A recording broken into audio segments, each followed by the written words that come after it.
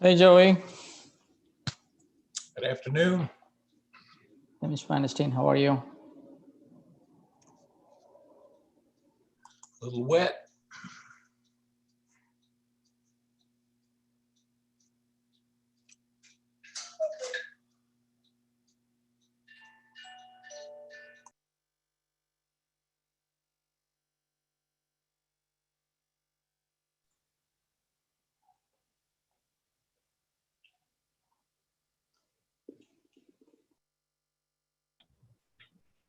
Morning, everybody. Hey, Joey. Good afternoon, Joey. Same to you, Buck. A long time no see. You know, it's pretty interesting how, I guess, in reverse of what would be the norm, our weekends have been gorgeous and the weeks just kind of horrible. If you don't like rain. Oh, it's been awful. Hey, Joey. Hey, Lizzie. Hey, guys.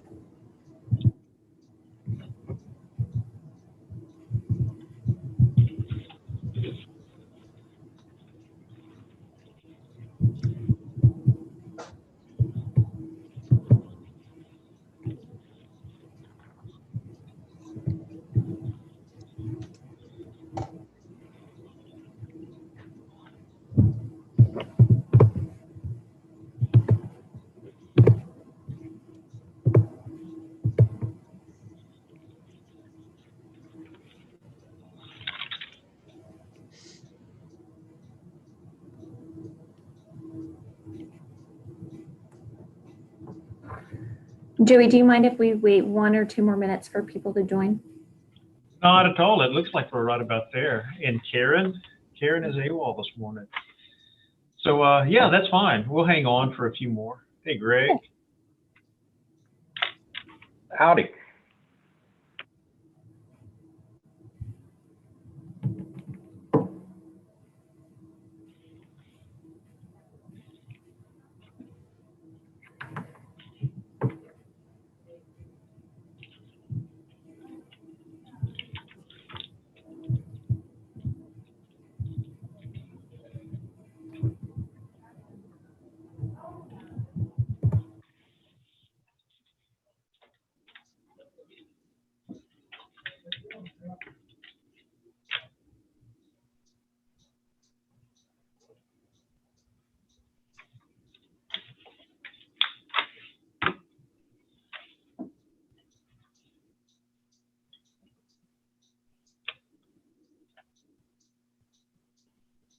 Lindsay, we're there. Let me know if you want to hang on a little longer.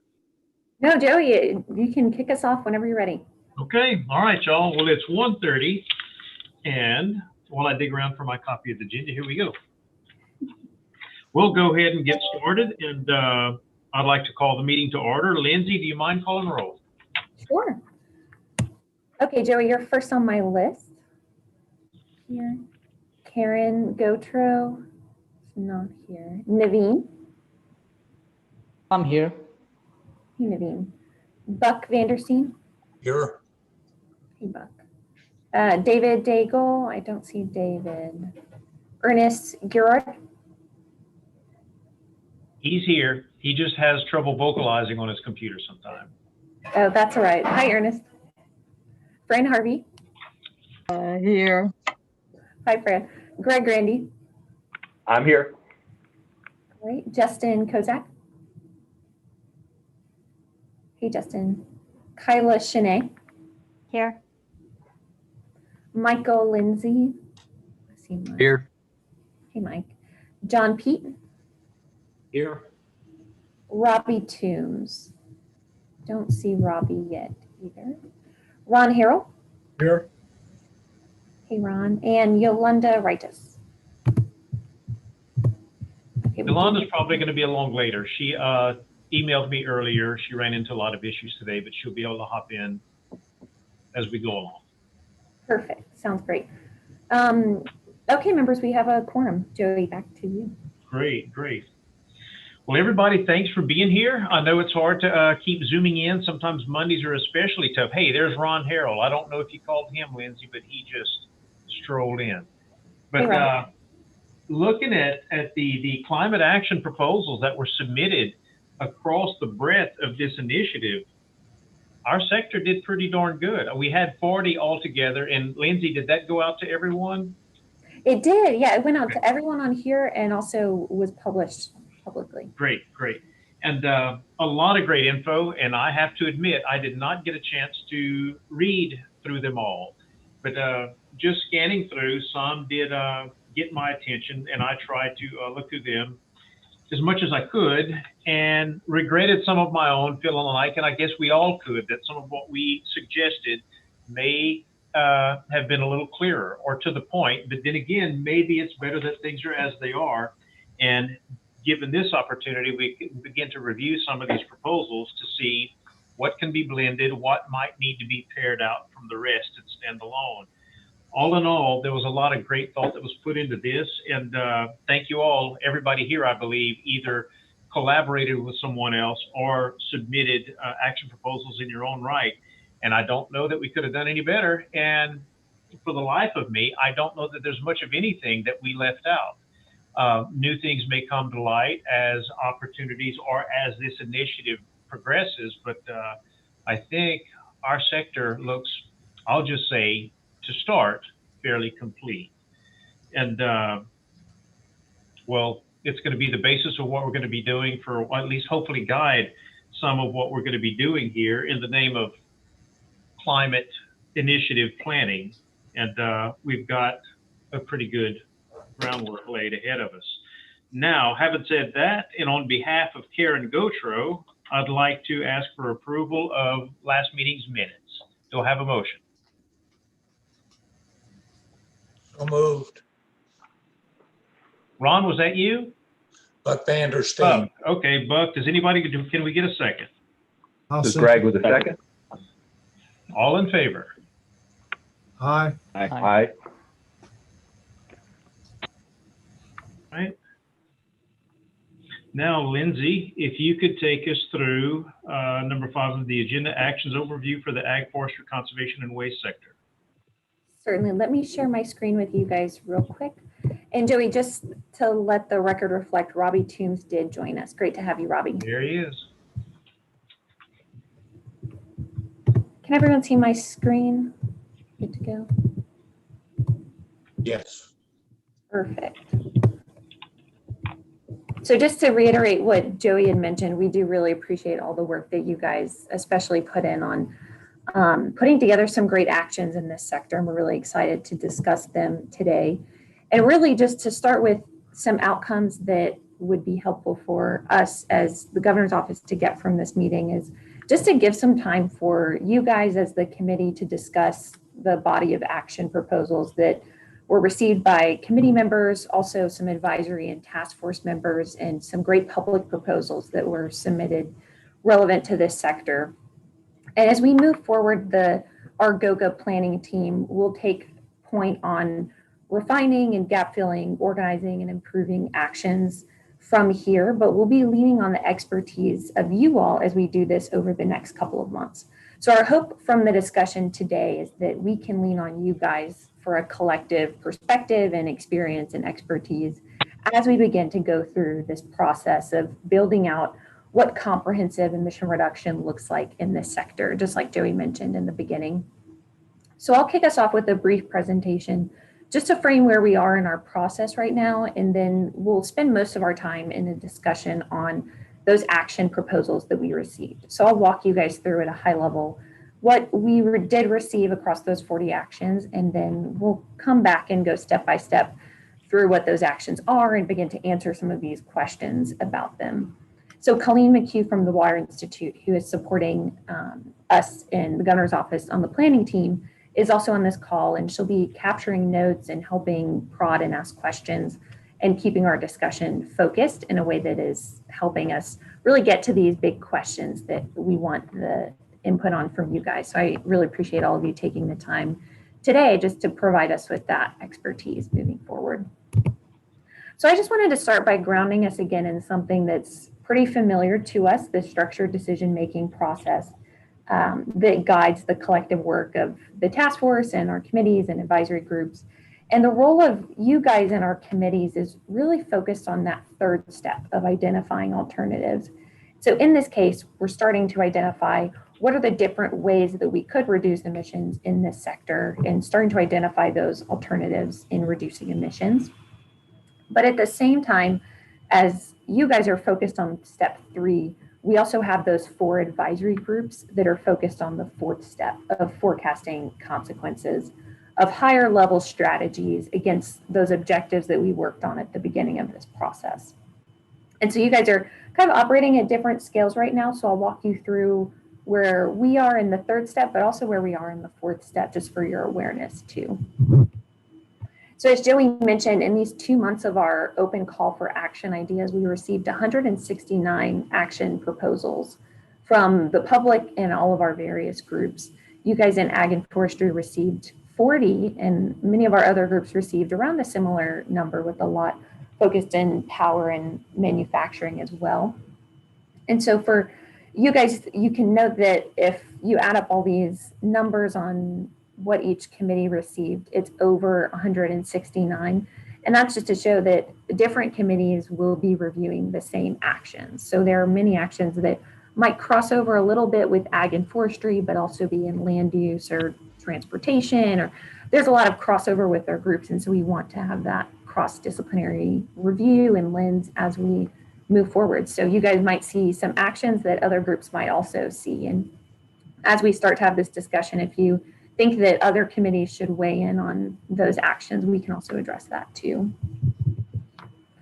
So shifting gears to that 4th step, a little bit of our process, since the action development is where we are in our meeting today, the advisory groups are working on, as I mentioned, evaluation. So we're doing 2 rounds of evaluation the past month or 2, and then also as we move into the late summer months. And I wanted to bring you guys up to speed on this because it does relate to where the action proposals will go from here. So as I mentioned a minute ago, advisory groups are focused on our step 4 in doing our analysis. So we've been working through this first round of evaluation, as you can see on the left-hand side of the screen. And this is focusing on the high level. We want to understand the big picture of what different futures of Louisiana might look like through hypothetical scenarios of reducing emissions. And so we're doing this through bucketing different strategies. So you guys in that March meeting first worked through strategies before we populated and began to think about the granular actions within them. So we took some of the strategy input that you guys had and brought it into how the advisory groups are doing this higher level evaluation.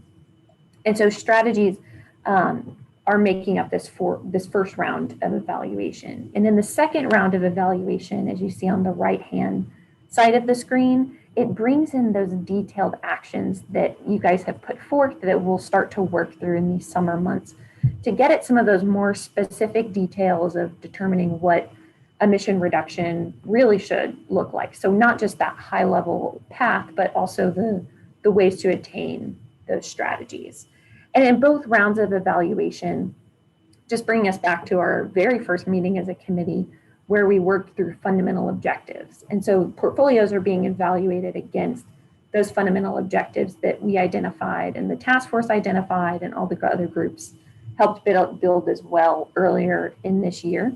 So this does include of course, our goals for reducing our net emissions, but also tackles quality of life and equity, economy, the environment, resilience, and short and long-term success. So that's what we're evaluating against, because that's what the task force has set forth that really matters to us. Just diving into our first round of evaluation a little bit more, since today's actually the day we're closing this evaluation with the advisory groups. There are these 5 themes that we organized those portfolios of strategies around. So on the last slide, there was that little diagram on the left of the portfolios and strategies. So we had 5 of those in this first round of evaluation. So the first one's focused on a business as usual case.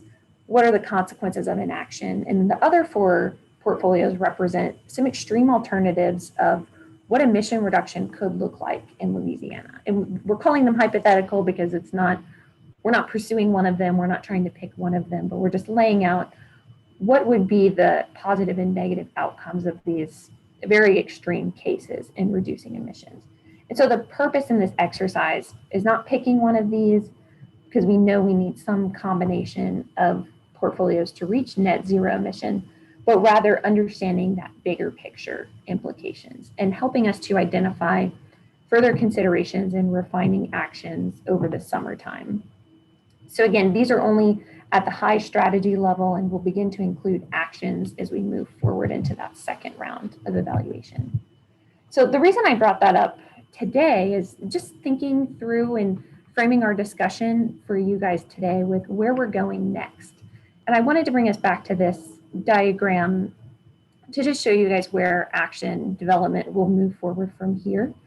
So starting at the top left, we can check off this first step because we have had action proposals submitted by April 30th. We can check off the second step of posting those proposals publicly. And then we're in this third step today of organizing proposals in their relevant sector and discussing them with our committees. That's what we're doing this week and next week with all 6 of our different sector committees. And then in that fourth step, we will report out to the task force in their June 8th meeting. So just in a couple of weeks, we'll update the task force on actions received and get some of their input on furthering on this action development process. And then looking all the way to the right at the top and bottom, these are really where the planning team, where the governor's office will start to lead and take point over the next couple of months. So on the top right, we'll be looking closely at all actions to work on organizing and gap filling, refining, and improving actions to tag them back to their higher level strategies. So beginning to start to think about that structure that we want to have in our climate plan that we'll be building as the year goes on. And so we'll document our work on this, how we're doing this, so that you guys can see where proposals have been included and how your proposals move forward. And as I framed up front today, our goal really is to get your advice on actions in this sector as we head into this process of organizing and grouping and gap filling the actions. Because then as we move down all the way on the right, the bottom right corner, we'll begin to organize those actions and strategies into those portfolios so that the advisory groups can evaluate them in the August-September timeframe. So we're trying to gear up for that evaluation by the advisory groups. As you see, that plus or minus symbol is where the advisory groups will do that evaluation. And then you all will meet one more time in September to have the chance to revise actions based on feedback from advisory groups. So the advisory groups will do their evaluation of your actions incorporated in, and then you guys will have a chance to do some revisions based on feedback that they might have. And just as a reminder, our different advisory tenets are around science and ensuring we have a scientifically sound process, that we understand the legal mechanisms to implement and work through actions, that equity is incorporated into all we do, and then financial feasibility and economic implications. So they'll be looking at your actions through those lenses as we have organized them throughout the summertime. And then you guys will be able to revise based off of that. And if we're looking one more step to the left as we're going across the bottom, we'll then do this process of just understanding trade-offs with the task force in the fall months and helping them as they start to make decisions on what actions we're moving forward with into the final plan. And then all the way on the bottom left, the task force will make decisions in the winter month and move forward with our final climate plan. But just wanted to bring you guys through the whole process of where we are today and then how do we get to that February timeline. This is what we're working towards and what we're aiming to get to in the next couple of months. And then just to show our timeline of what that looks like, again, we will have one more formal meeting of the committees in September, but we'll be working with you guys as needed on refining actions in this summer timeframe. So in our meeting today, I'm certain that we'll identify some gaps, or we might identify actions that have further questions or we want to dive into more. And I will be working with you guys on developing those out further and working through those questions further. But there will be no homework of more action templates and a big push again. We won't be giving all of that homework to you guys. We'll take on the homework now, but want you guys to be brought along in that process as our advisors and as experts in this process. And so before I move on, I just wanted to stop and see if there are any questions on process before we start talking about actions. Any questions on that? Lindsay, this is Naveen. Have a quick question. Yes, hey Naveen. Hi. On that hypothetical strategies that you've showed on the slide, are those strategies developed with net zero emissions as the final goal, or is it just, even that text is hypothetical? You're just showing us that something like this might be developed. So we are trying to quantify the emission reduction potential of these different portfolios, but none of them alone will get us to net zero. So we do, I mean, the spoiler alert is that there is a combination of these different portfolios we will pursue. We're not trying to pick one of them because none of them alone are net zero. Understand. So under these strategies, there will be all these action items that would come from different sectors, including ag, right? So you're saying that even these strategies, there would be multiple strategies that would be recommended in order to get to where we want to be, right? Absolutely. All right, sounds good. Okay. Good question. Any other questions?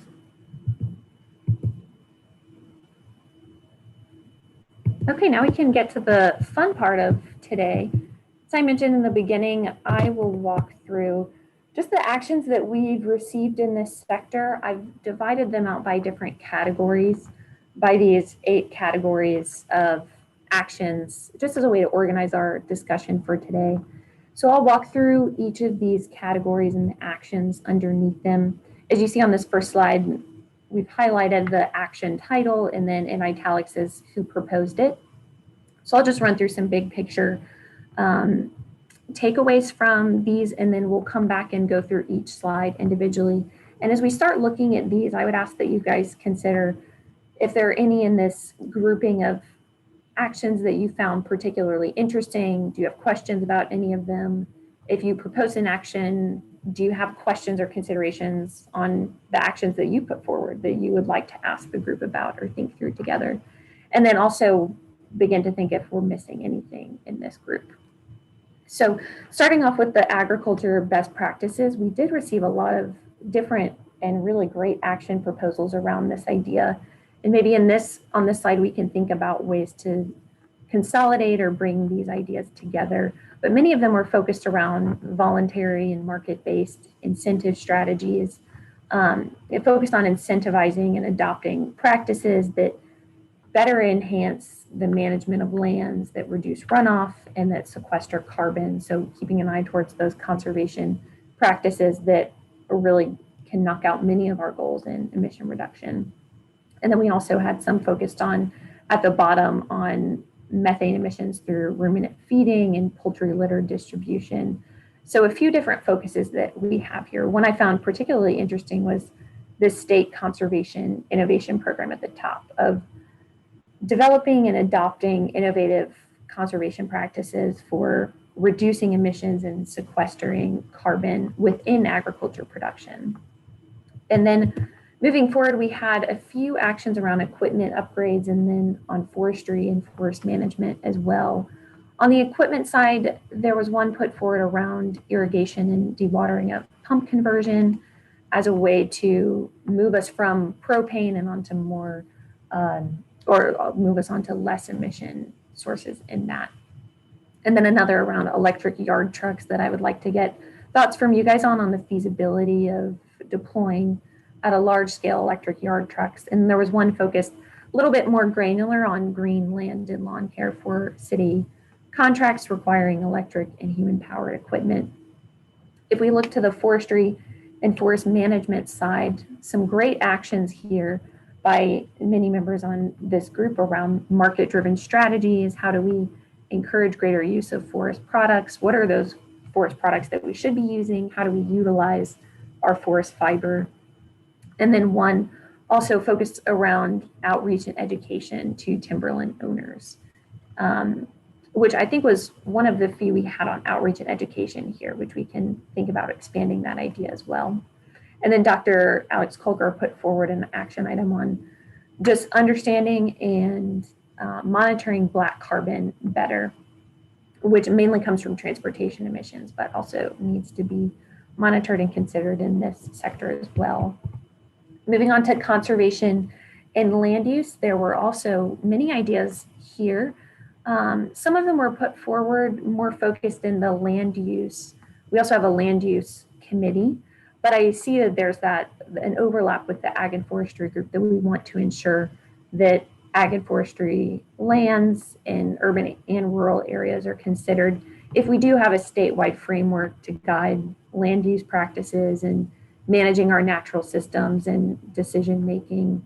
And then with our floodplain and wetland and riparian conservation as well, Justin put forward an interesting action that actually would provide a percentage of land that we would want to preserve by certain years as milestones to ensure that we are conserving and restoring and expanding our land coverage. So we can come back to that one as well. And then looking more to the urban side, there were a few actions around green infrastructure to combat emissions and to reduce flood risk. Then there was another one around increasing green spaces in urban and rural areas, which is an interesting overlap with you guys in the ag and forestry side as well. And then if we move on to coastal restoration and blue carbon, there were also some good actions around this. The first one is focused on just understanding the carbon offset potential of coastal restoration projects. So at CPRA, and Greg can speak better to this, but there's a project currently going on about quantifying the blue carbon potential of the coast, of our wetlands and the coastal master plan. But there are many actions in this category that we found were focused on increasing monitoring and better understanding what is our offset potential. I know in our March meeting, we also discussed that would be a great research question around agriculture as well, understanding best management practices that sequester the most carbon too. And then under financing approaches, there was a recommendation to establish a carbon credit system linked to existing water quality trading programs. And then a very interesting idea on funding public compost facilities with a fertilizer tax. So I'd love to get you guys to have your perspective on implications of that for farmers with a fertilizer tax. So we can come back to that. And then the last slide that I will run through is on waste and fuels. Around waste, we had some really great actions on this side, thinking through incentives for waste diversion, how to reduce plastics and better recover glass and not just dispose of those, but how do we create this circular economy in a way? And then moving down that list on beneficial use of agriculture waste and organic composting programs, a lot of ideas on composting programs here as well. And then the last section we have on fuels of increasing development and use of RNG also ties in very much with the ag and forestry sector on using and producing that renewable natural gas. So with that, those are all of the actions that we received in this sector. And I'm going to bring us back to this first slide on agriculture best practices. Joey, if it's all right with you, maybe we could start here and open up the floor and see if you guys have any thoughts or found anything interesting in this set of actions. Sounds great, and I'm guessing there's going to be lots of thoughts on all of this. And I'll just say up front, some of what was developed here or emanated from this office was not very consistent in who the developer was. Some you'll see LEF, Office of Soil and Water Conservation, some the Louisiana Conservation Partnership. And just on this page, without picking them out, I think the authors of some of these actions would probably agree that several of these are so alike, they might be combined. They're very, very similar. But I'd be interested to see what everybody else thinks as well. Joey. Yeah. This is Ron. And I think, to help facilitate, what we're trying to do here, especially from agriculture's contribution to reducing these greenhouse gas emissions, uh, uh, we need to, incentives are very important for our farming community to get these farmers to participate in things that will actually, be beneficial to the goals of what we're trying to achieve. We need to kind of look at and pair what we're doing here in Louisiana with what's being offered through USDA. And as you well know, and some of the other folks on this call may know, is that especially our folks from NRCS, that USDA has opened the enrollment for the Conservation Reserve Program.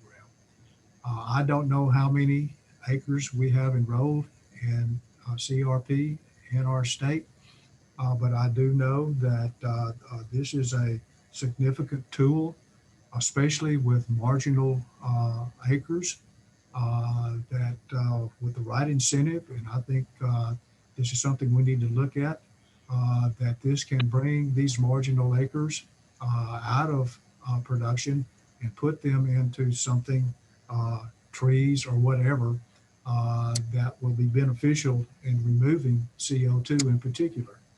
Another thing that USDA is doing, my understanding is they have, I think, something like $330 million set aside to invest in what they're calling smart agriculture or smart farming.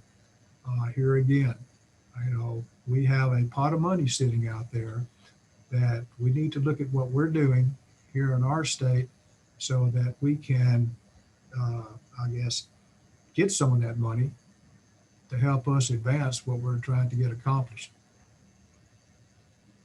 Ron, I agree. And I would have to ask to follow up on that, not to put John Pete or Mike Lindsay on the spot, but what are y'all hearing from the NRCS side as far as what's coming to us via USDA and the CRP sign up?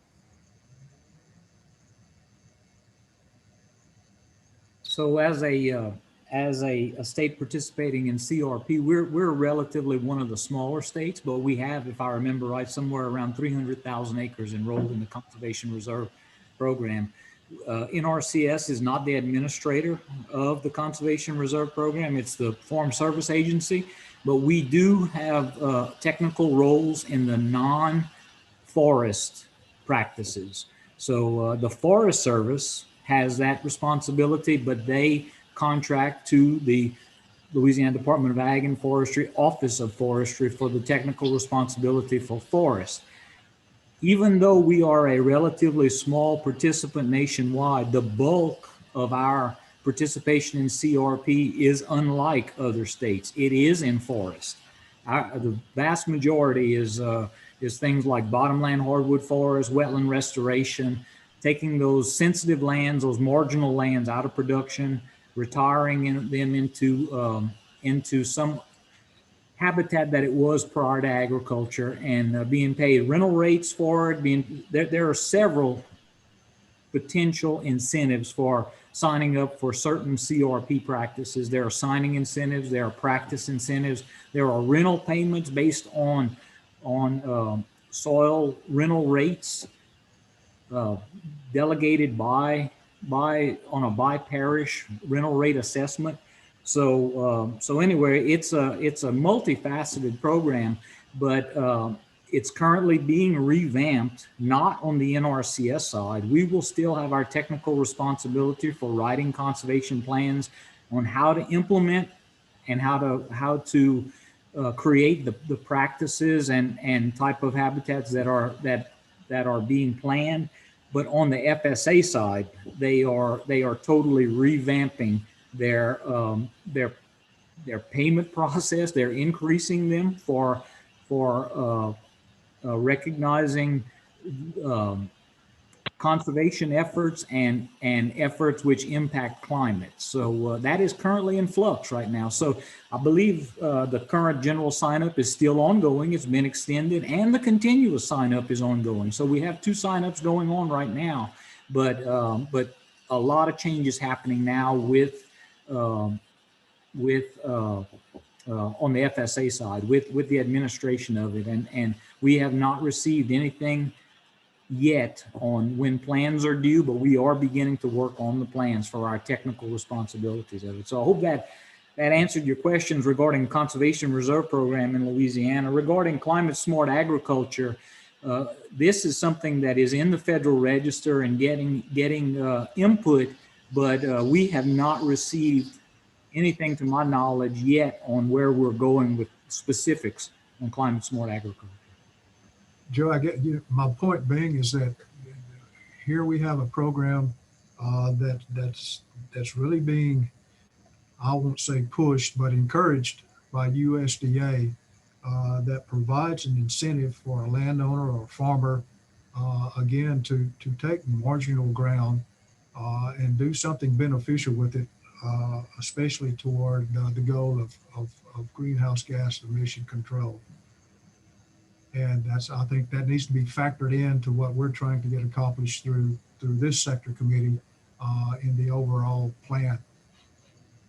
And Ron, I agree. And it sounds like it might ought to be its own action proposal. And really, this is something that a lot of people have focused on for years. Those sensitive lands coming out of long-term conservation easements, CREP, up in the Macon or Mason Ridge, those highly erodible loess soils up in northeast Louisiana, huge 50,000 acre sign up 15 or so years ago. And a lot of those tracts are coming out of easement, and the landowner has an option to go back into production ag unless there's a higher incentive somewhere else. And this would be it. And making sure they know what their opportunities are there. And in cases of those expiring CREP contracts, it would be very timely outreach, I agree. And that certainly is a priority. Thank you, Ron and John, for those comments. John, it is really helpful to understand the federal context that we're working in. And Ron, it's a great point to raise that we need to work in coordination with those existing programs. Naveen, I see your hand, and then Justin, I see yours next. Yeah, and that's right. At the national level with the CRP, I mean, the cap was at 24, and that number hasn't been utilized fully. We were at the national level, it's only 20 million acres enrolled in the program. So there is money sitting for another 4 million. And next year, there are about 3.3 million acres expiring. So I think I'll reiterate what Joey just said, is there's a tremendous opportunity for our farmers to understand there is money available in the program. And it goes back to the outreach comment too, is if we can expand outreach in that area to let the farmers know that there are still acres available for enrollment, I think that would help on the financing side as well. Since I'm not familiar with these USDA programs that much, Naveen and John, would this fall under ag best practices, or do you think this more relates to the conservation and land use? John, you want to go first? Well, I'll make a comment. Yes, I think there is a connection between all of these things. I don't think one stands alone. I think it'd be very easy and very feasible to incorporate best management practices into these other programs, these conservation programs, because essentially it's one and the same. It's just called something different. So you know, within USDA, we don't call them best management practices. Y'all probably know that. We call them conservation practices, but basically the same thing. And CRP is one program administered by FSA. NRCS or USDA has numerous programs. Environmental Quality Incentives Program is huge in Louisiana. Conservation Stewardship Program. Wetland reserve easement, by the way, we lead the nation in Louisiana. We're well over 300,000 acres enrolled, most of that in perpetual easements, retiring marginal cropland. Had to be wetlands prior to conversion to agriculture. So there's a whole host of programs, and like what Ron just said, they are intertwined very closely with best management practices because conservation practices are used for every one of the programs. We go through a 9-step, which is very similar to your 6-step process, Lindsay, 9-step conservation planning process. We address the resource concern with the participants' objectives in mind and inventory all resources, and then appropriately utilize the conservation practices to address those resource concerns. And if any financial incentive or easement program fits, we use that as a mechanism to fund that outcome, I guess. So I see it as one and the same. We use our conservation practices to I guess, enable the producer with an outcome that could be facilitated by a certain program or not. If it's not, we call it through technical assistance. If they either do not qualify because of some AGI limitation that they don't qualify for financial assistance, we still go through the exact same program, but with technical assistance. So I see it as all one and the same, I guess. And John, you know, Lindsay, this may be helpful to you and to the overall task force. If we could get a listing, if you will, of these different programs that John alluded to, the number of acres that we have enrolled in these programs, what these programs are designed to do. This is something that producers are currently familiar with. And this might be very instrumental in getting additional incentives, if you will, to continue or expand these programs with the objective of reducing greenhouse gas emissions through these programs that are out there that farmers and landowners are used to, but they have never been focused on this particular objective of reducing greenhouse gas emissions. They've been looked at for other reasons and other purposes. That's a great point to make, Ron. And John, I really appreciate the explanation too on what those programs look like. And it seems that this action item that was put forward on the Conservation Innovation Program, Joey, I know that you worked on this. John, I think you and Naveen also were partners on this program. Does this, it sounds like there is some funding available. Is that something, the funding that could be applied to maybe implementing that action, or do you guys see any actions here where that might fit in well? A big part of the thought process there was a state level of what the NRCS funded Conservation Innovation Grants Program provided here. And I guess in a nutshell, but certainly not all encompassing in the thoughts that came into this action proposal, was that beyond the agreed efficacy of the actions proposed here, we would keep this going. We would keep learning, keep incentivizing, and encouraging landowner participation through these opportunities, as well as other conservation entities to become involved and to stay involved. That's right. I mean, the goal when we talked about this is to utilize the existing framework that NRCS has in place, and then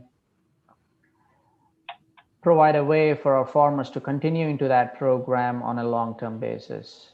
So in addition to what they have, can a state-run program supplement that actions through a state incentive program or something like that?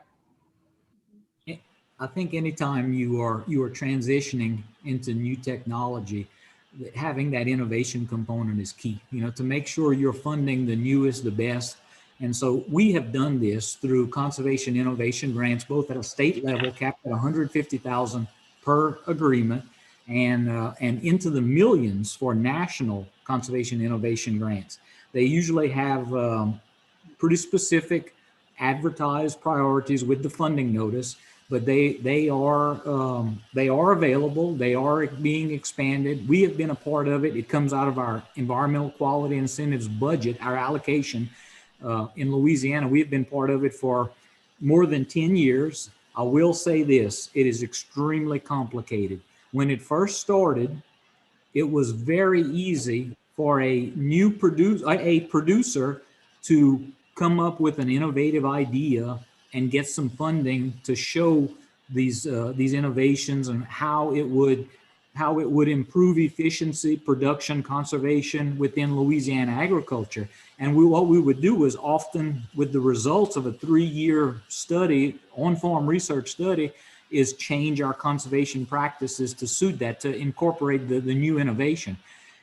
It, like anything with the federal government, it has gotten extremely complicated, and where we are at a point now where we do not have individual producers getting these conservation innovation, I won't call them grants, even though they are called grants, because it's a one-to-one match where in-kind and federal funding can be matched to secure funding to very strictly apply on-farm research to innovative applications. Quarterly financial reports and performance reports are required. If you do not work with a university or a non-government association, some entity that has experience managing grant funding and providing financial records and reports on time, it's very difficult. That's why I'm saying it's so difficult. We're not having individual producers anymore. So we have to discuss whether we're going to build onto these existing things, that including conservation programs and easement programs that the federal government offers, or will we mimic it? Because I can give you an example. Longleaf pine is a priority species in Louisiana. Longleaf pine is on the decrease across its entire range. So we have many programs that will provide financial incentives to restore longleaf pine. The National Wild Turkey Federation had a similar objective. We combined with them. So rather than providing an individual landowner up to 75%, or in some cases 90% for historically underserved producers, and that's our typical rates, up to 75% for traditional participants, up to 90% for historical underserved in our financial assistance programs. The Turkey Federation was going to pay the remaining part. So zero out-of-pocket expense, restoration of longleaf pine. And we called it the Louisiana Longleaf Pine Initiative. We had 2 partners, federal, non-federal. And it was extremely difficult because the federal government has a lot of bureaucracy and red tape, and producers were having a hard time. So I think rather than providing that extra financial incentive, we find a way to build upon what USDA is doing, but in a separate, much easier, less bureaucracy way to provide that financial incentive that is so desperately needed for agriculture to adopt many of these things. They are often expected to provide wildlife habitat, clean water, now address climate, and they willingly do so, but because the large scale at which they operate. But it's a lot to ask agriculture to handle all of those things without. So I agree with Ron. Financial incentive is key, voluntary and financially incentivized. I'm just not sure that we need to do it in a way like the example I gave you with the National Wild Turkey Federation, because the amount of paperwork is extremely complicated, but rather to mimic the system, build upon, maybe attach a slightly different niche within agriculture to extend out. So that's just my thoughts on that. Thanks for sharing that, John. And you raised a really great question there. If we should build on existing programs that come from the federal pipeline, or do we mimic that with new state programs?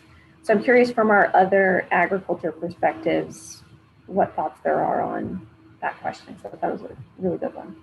I have one just quick thought on that. Whether it's looking through federal dollars or, you know, a state program mimics, or, you know, whatever the approach is, there's definitely, you know, the paperwork, whether it's a state level or at the federal level, is a barrier for a lot of folks.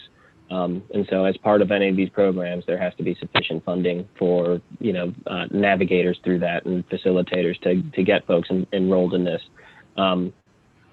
And then a good experience turns into something that's positive word of mouth, and more people enroll in it. Mm-hmm. I had my hand up earlier, and I put it down because Ron and Naveen kind of commented on it. But I think it was Ron who pointed out that none of these programs we just discussed at length were put in place for the purposes of carbon emissions, right? We know that those are just co-benefits, you know, an added benefit of what we're doing. But if we have 50,000 acres in northeastern Louisiana that we're concerned are going to fall out of that conservation, that's a difficult thing to track in a portfolio in terms of what are our expected carbon emissions reductions over time, or what, you know, and so I think there is a need to understand just how many acres are enrolled in all of these different programs. I think Ron pointed that out. But also, you know, what is the state's goals? I think this is something that needs to be developed with this group and through this. What are the state's goals long-term with the carbon emissions reductions in mind for maintaining a X number of acres in conservation of different habitat types? And, you know, and that's a complicated question because you want to then align that with agricultural goals, you want to align that with habitat goals, you want to align that with water quality and other goals. So, but I think having a target would allow us to say, all right, this is what we know we're working towards, and the plus minus then can follow from that. Just my thoughts. I very much agree. I think that's an excellent point. Ernest, do you have a thought on that? Yes, we're still talking about existing programs or modifying existing programs and a few new programs. We're still talking about the same sources of finances, federal government or state government or producer funding. I just think if we're going to make any progress, we're going to have outside new money coming in to support some of these efforts, because ag can provide some needed input and some needed carbon sequestration that most other industries cannot do.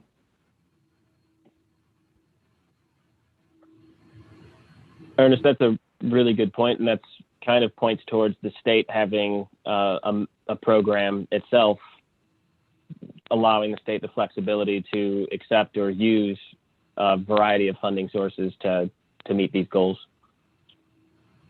Mm-hmm. I know Joey could speak well to the challenges that exist in that, just in state government as it is now. Yeah, we've been all over the place with it, and do try to, we look at our own goals here. We have conservation goals. It's what our funding depends on, and how close we come annually to attaining those. And we dovetail everything we do with the NRCS opportunities. And so they're there. And I look at what other agencies are doing, what this entity has proposed at its onset for goals and not standards, because we don't know what those are going to be, but we know what we can hope for. And I remember the governor said in the first one of these meetings, it was basically modeled on what industry was claiming for itself. But as far as what our current land uses are, current program enrollments, those numbers move around a lot. And again, we always fall back on NRCS and FSA to capture those, but we can't. And if you look at what comes out in the NRCS or the NRCS and state partnerships annual reports, some pretty interesting numbers. If you were just going to look at nutrient management alone, I think it's something that in Louisiana, with the amount of active row crop acreage we have, we can be proud of. But it begins to become something that we can get our hands around and we can use as a guide, or at least a standard for how we want to move forward. And again, I don't even remember which group I mentioned this to last week, but in our outreach, in these enrollments, who's doing what?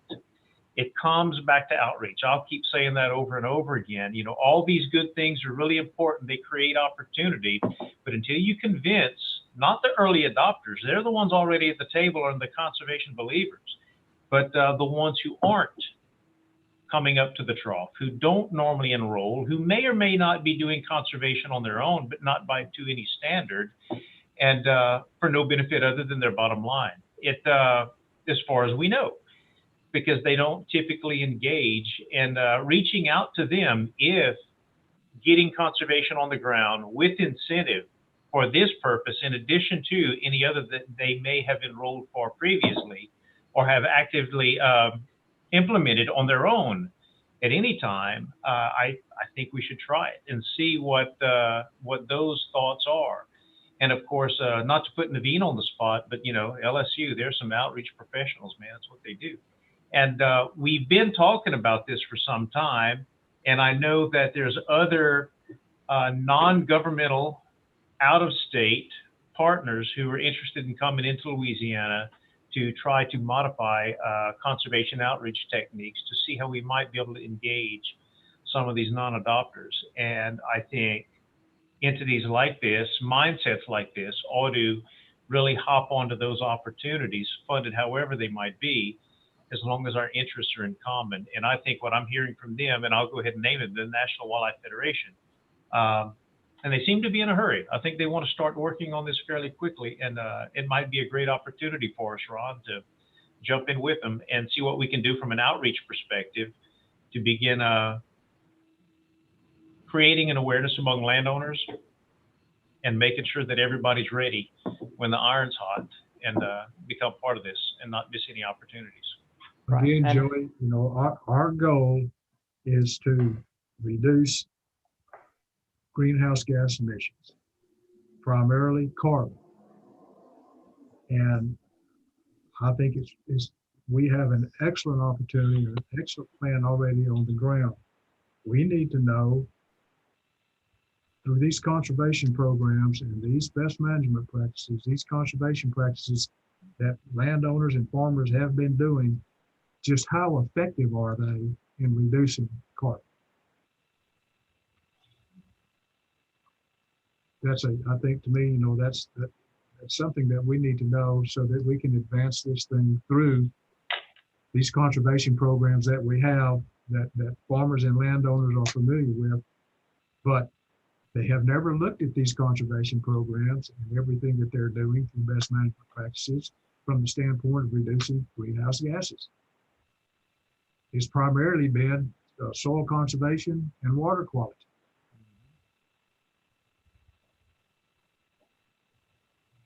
Yeah, I agree, Ron. And with some of these entities that are coming online, I don't know where they're getting their numbers from, who's doing the research, but Indigo Ag, some of the others, Ecosystem Services Market Consortium, the last one I mentioned there, of course, it's all about soil health, and it comes into play with some of the normal working lands, row crop ag practices, and how much carbon can be accrued there. And they're assigning values to that beyond the row crop type practices, whether we're talking grasslands, working grasslands, wooded savannas, longleaf or bottomland or otherwise, or some of the wooded easement tracts. I don't know, but I agree. There's going to be some timberland professionals who can begin to give us some ideas there and assign some values to it. And it's happening now in other states. Where the science is, where the research lies, and how to interpret that, I would rely on somebody like Naveen and LSU to help me begin to understand how they've arrived at some of what they've got. You know, there's been talk, and I haven't seen anything concrete, but and it's going to have to be part of the process, developing carbon markets and carbon trading. And, you know, that needs to be looked at and included in this. I mean, me as a farmer sitting out there and I'm doing all of these conservation measures, and I know that, you know, they're having a positive impact on reducing CO2. And, you know, that is a financial incentive to me. but just, how much of a financial incentive is that to me? And if it is, it might behoove me to do even more. Those are great points, Ron and Joey. Just to make sure I'm hearing you guys correctly. So the idea of building on existing programs and then also creating state programs that enhance this. As I'm looking at the actions that we've received, it seems like this first one of the conservation delivery program is an existing program that we could further develop and further utilize. And the state conservation innovation program would mimic a federal type program. But something really important across all of these ag best practices is ensuring that conservation practices are accessible, financially accessible, educationally, technically, and that we're also understanding the emission reduction potential and incentivizing practices that do better reduce our emissions. Is that capturing well what you guys had mentioned?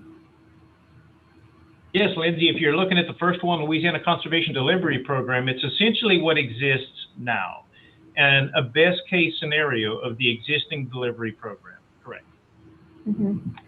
And getting to the point that Justin made is understanding comprehensively the existing conservation programs and how many acres are currently in them, and then maybe how we can develop targets of how much land we would want to conserve and work towards that. Have some quantifiable targets that we're working towards. Is that right, Justin?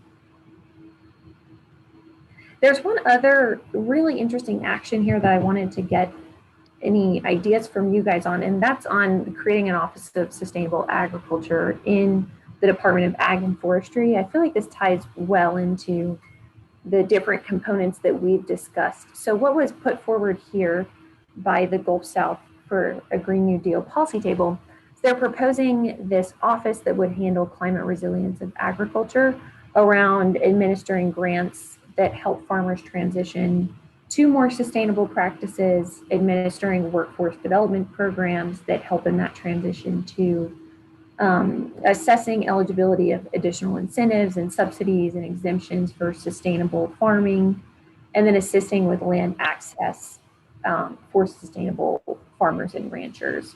So I'm curious, from the agriculture perspective and also with forestry, what do you guys think about this action is like a consolidated way?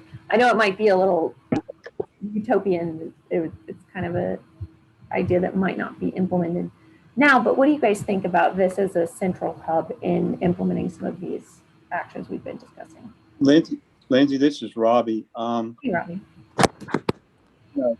We presented that idea of outreach and education through forestry, and being in the private sector like I am, we've benefited greatly from our land grant colleges with their ag extension work in all states across the South, but in the states that I've worked in particular, Louisiana and Mississippi.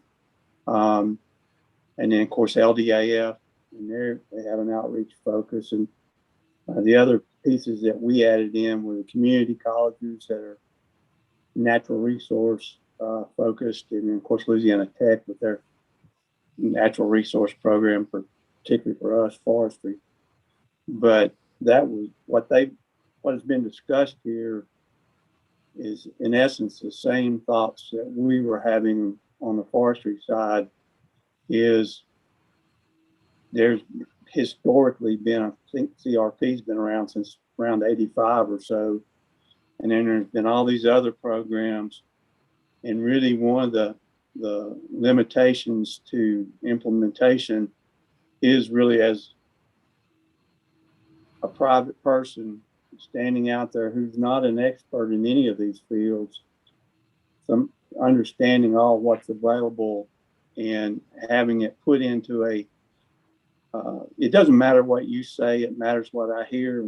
And that's what professional outreach folks are really good at doing, is explaining it on a level that I can understand it or an individual landowner can understand it. And so having it funnel through your question was having it fall through one delivery program.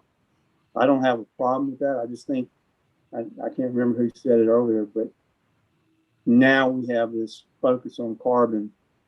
And I think that doing outreach and education and taking it to that level and then preparing tools to help people do that, and then making sure that all the vehicles, if you will, and by vehicles I mean the ways of getting that information out there, whether it's a community college or LSU or LDAF or NRCS, or that, you know, there does need to be somewhat of a pulling together, but make sure no one's left out. And so when you come to me owning private landowners, say, that owns a few hundred acres of timberland, and I'm thinking about participating in one of these programs, I know who to go to, and I get good education on what's available and what I need to do to be able to utilize these practices. Joey. Great point, Robbie. And just to one thing that Robbie mentioned, that also would help address what Justin had said on the issue of paperwork and having those specific navigators and facilitators that can help farmers work through that paperwork. That was a great point, Robbie. Joey, Ron, did you have a comment? I have a question for you. How does sustainability work through the soil and water district? That was my thoughts exactly, Ron. I mean, I have to say I got a little bit defensive when I saw that somebody wanted to create a Office of Sustainable Ag within the department. I couldn't help but think, well, soil and water conservation is sustainability. But to their credit, everything that they're defining that they'd like to see delivered from a state agency, that doesn't all exist. And within the Office of Soil and Water Conservation here, working as the state partner to NRCS and overseeing administration of the conservation districts, there's a lot that goes into that. And if you look at this action proposal, a lot of what gets done through the soil and water conservation districts is there, but not in as big a way as any of us would like to see. And if you were to define all this by workload analysis, and it's been done before, and it's not easy to do, and if you look at what's going into the Soil and Water Conservation District program, which actually in the fiscal year about to end is 1.6 million, with 44 statewide conservation districts, you realize how tiny and insubstantial and inadequate that funding is. Point is, yeah, I'm with them. I think we're here, and I don't really know any of the people that submitted this. I guess they don't know that we're here. But the point is, yes, I agree. For the most part, that's here. It needs to grow. One thing that isn't is the land access. And from a state government perspective, that's always been, I don't want to say a touchy or taboo issue for us here in state government. They went somewhere else for that, usually an NGO. We just did everything we could to try to help get them engaged, get them signed up, and keep them in these conservation contracts, getting conservation on the ground, however, and through whatever program we might.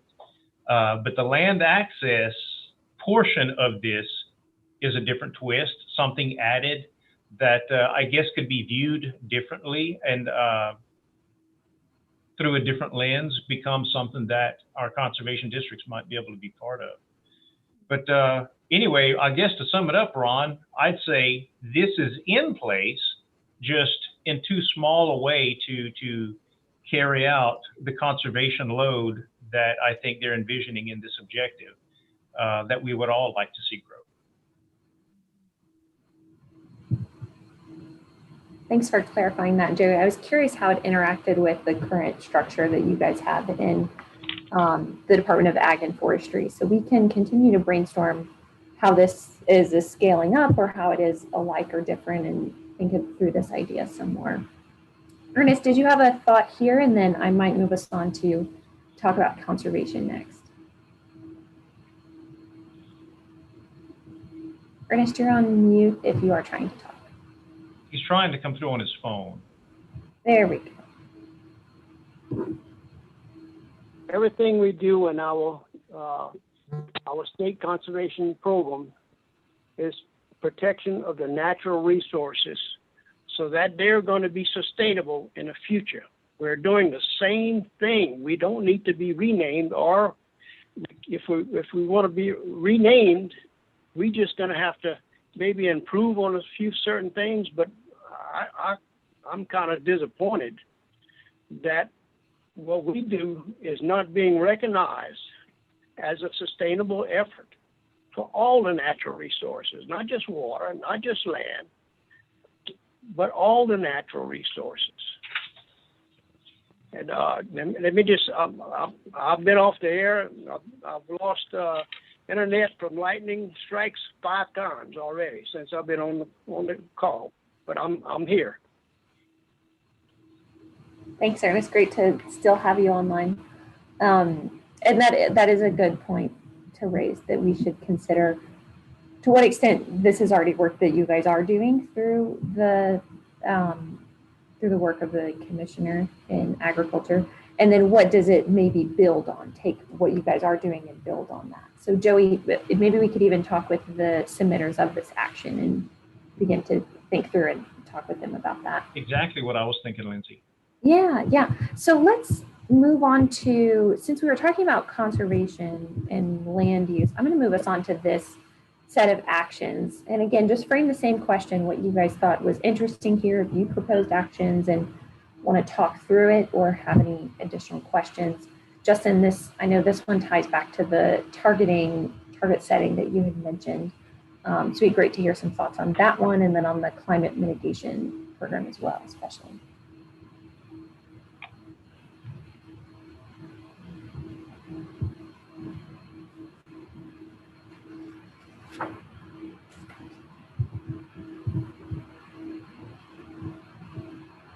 So one thing I'd like for you guys to think through on this slide is how we were just talking about those ag best practices and how it is very integrated with conservation. So how can we pair some of those actions that we just talked about or ones that we see here with those best management practices or the conservation practices?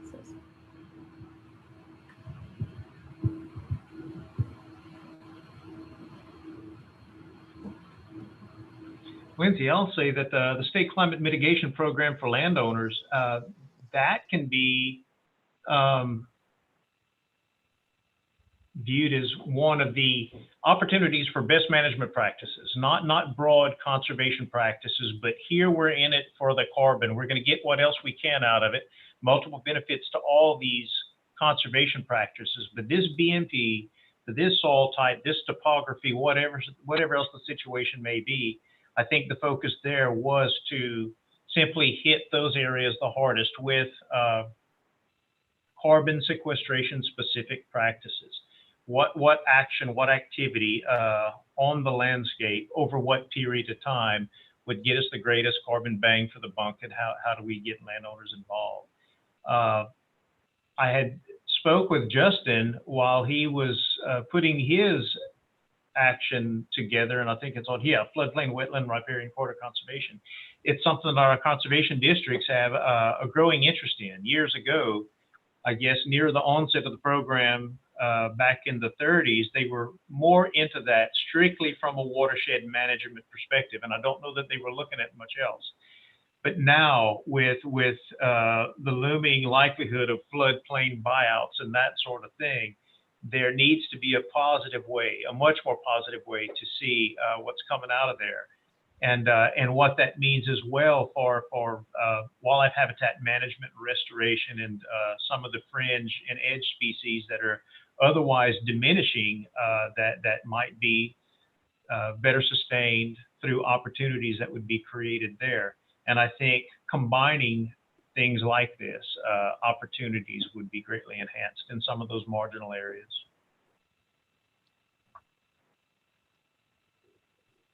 Joey, would that look like an easement, kind of an easement type program?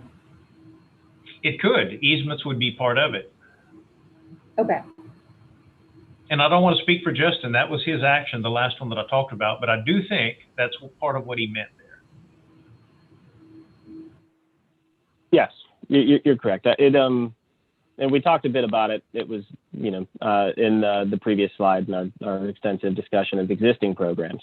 I also see this action as going a bit beyond that, and can be, you know, we've looked at like cross-cutting issues in the state, and we know that, you know, the United States as a whole, and Louisiana is probably not on the better side of this equation, is that we have like the longest vehicle miles traveled, right? And so transportation is a big source of emissions here. And so, you know, we have suburban sprawl, urban sprawl that leads to that, and that encroaches on both critical habitat, encroaches on, you know, riskier places to live and build, increases those vehicle miles traveled. And then you already brought up the buyouts. And so, you know, a strategy like this both can help meet emissions reduction goals as well as address, you know, flood risk reduction across the state. That's sort of the approach I was coming at with this.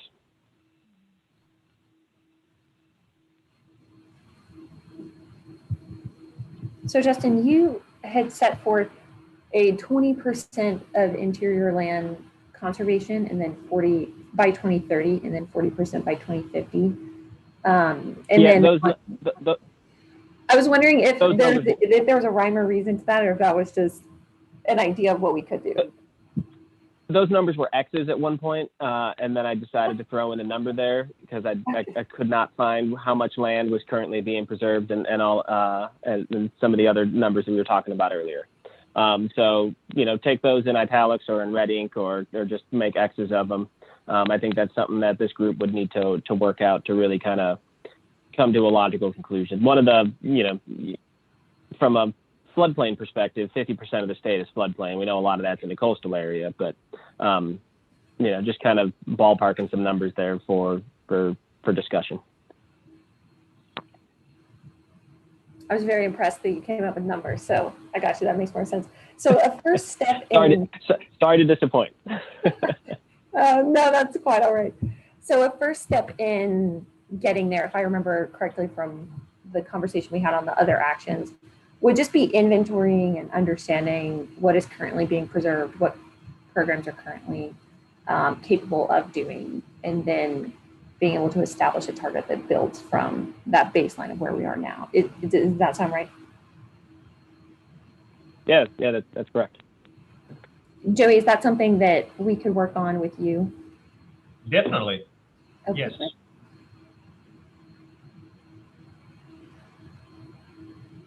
Justin, that action gets well at the second action of creating a statewide framework to guide land use practices and manage land use and our natural systems holistically.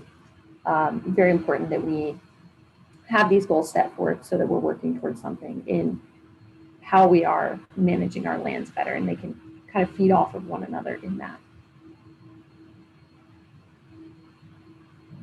Are there any other thoughts on actions put forth here? I know there were a few on green infrastructure, and I'm not as certain if that's the area that you guys have expertise in, but wanted to see if there are other ideas on. Lindsay, I just have a comment, maybe a concern about that point you just mentioned, creating a statewide framework and authority to guide land use practices. That kind of concerns me a little bit with the direction that might take. When you it sounds very regulatory, doesn't it, Ron? It sounds very much like it could lead to that, and it also sounds like the entity that submitted this doesn't understand what we're doing in agriculture through all the conservation efforts that we have on the ground that we've been doing for years. I think I see some conflict with that. The framework, I guess it's suggested or recommended land uses. I don't know that hurts anything, but the authority that caught my attention as well, Ron, and to note that when conservation districts were developed back in the 30s, I'm going to keep going back to them because it's what I do, but the authority to develop and implement land use regulation exists with them. It has since they were enacted. But if you look at those sections of the statutes where that process is defined, it's meant, very intended to be cumbersome as hell. It doesn't happen easy. There's got to be a lot of outreach, a local referendum. It has to pass in favor by a certain margin, more outreach. Then you have to decide as a conservation authority whether or not you want to actually implement it. And to date, that's never happened in Louisiana. It's never even been discussed at length, or nothing's ever been voted on there, primarily because they believe in voluntary conservation. And I would have to say that given the funds that they have to work with, they've been pretty darn successful at it. It almost sounds like this action, and there's a lot more professional thought that's gone into there, I'm sure, than I'm giving it credit for, but it sounds like a state level, what would normally be a parish or county level planning and zoning authority at the state level. And from an ag land use perspective, that wouldn't work. I think, we need to be very careful with that kind of concept.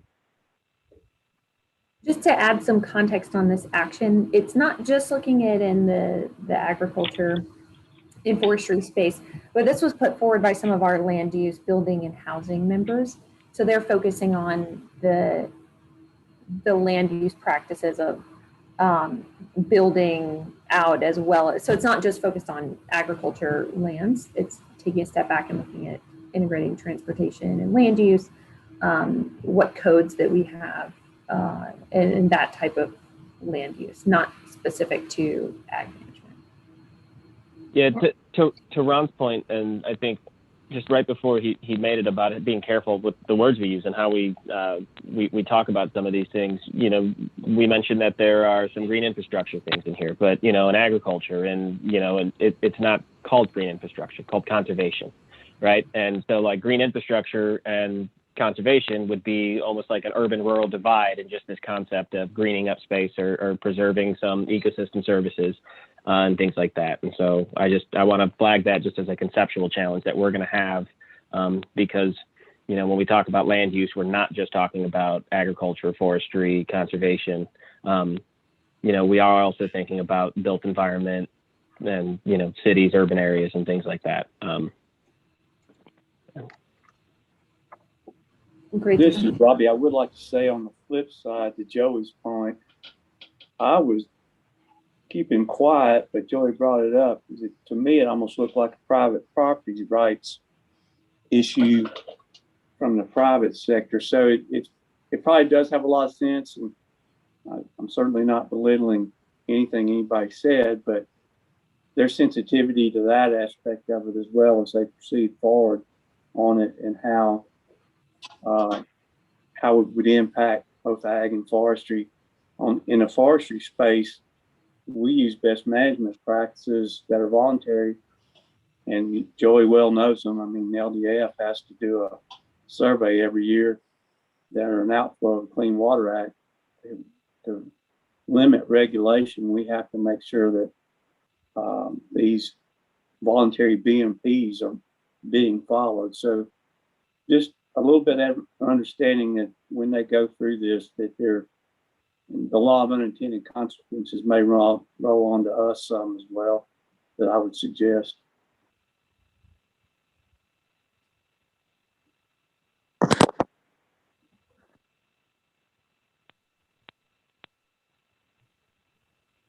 Thanks, Robbie, for that point. Members, in the interest of time, I'm going to move us back to, here we go, to equipment upgrades in forestry and forest management practices. So there were a few actions put forward under equipment relevant to making our equipment, lowering the greenhouse gas footprint of equipment through providing upgrades through deploying electric yard trucks, even on the small scale of electric lawn care. So we can think through if there are gaps on the equipment upgrade side, or if this is comprehensive of where those needs are. And then on forestry, Robbie, Kyla, and Buck, it would be great to hear from you guys about those three actions that you put forward, any questions or interesting ideas that you have on those. So if we can look at the equipment upgrade side first, I'm curious from you guys if there are any questions on these actions, particularly on how these could be implemented, and then are there other areas of equipment or technical upgrades that are also necessary in addition to the irrigation and dewatering of pumps and then the electric trucks? What is an electric yard truck? I was trying to figure that out myself too, but I think it would be like terminal tractors, cargo handling equipment. So the equipment that transports cargo from agricultural lands, I believe, is what they were proposing, that they would be all electric. What it sounded like to me was any type of equipment working like in a port, moving cargo in a fairly confined space, not getting on the highway for deliveries, overland deliveries, not that at all, but basically in-yard type things, where I guess if you were going to look at the capability of that type of energy over the long term per tonnage, if you will, it would probably be at its most efficient there, at least as things stand now. I wasn't able to look at that action in any great depth, but it seemed reasonable from what I saw. Thanks, Joey, for reading that one better than I did. That makes sense. So any gaps that we see on equipment upgrades? There may be one with the Louisiana irrigation and dewatering pump conversion. It's been a very successful and somewhat popular program or opportunity where it exists in Louisiana, and maybe not mainly for rice farmers, but that's where I've seen it the most, converting from fossil fuel diesel pumps, basically in some cases butane or propane, to electricity. And I think it was Ron and I within the past couple of years have talked about this. And Ron, I think when we talked about it, one of the challenges was the isolation, how distant some of these pumping plants were from the nearest electricity source. Sometimes it could be a mile or miles or more, and the logistics and liability that may come with getting electricity out to some of these pumping plant sites. Biff Handy and I did crunching when Biff was still working for NRCS, Joey, on these conversions. But I can also speak from a Red Bayou project, which was a big irrigation project. Having those, access to electricity and working with an electric company and getting those rates, and farmers having to understand how to turn on and turn off so that the peak usage is not recorded and used as the season average is a huge challenge. And we've seen it firsthand where electricity bills can range from $300 to $30,000 just because that peak rate was recorded, and there needs to be a little bit back and forth. So access to electricity is a huge component of it. So it's not just like we change a pump, we get an electric pump, and voila. So it's so you understand that very well. So I just want to put that out to the other members as well. So thanks, Naveen. Joey, that is a concern about getting power to some of these spots because of their location. We had an issue with that in what's considered a floodplain.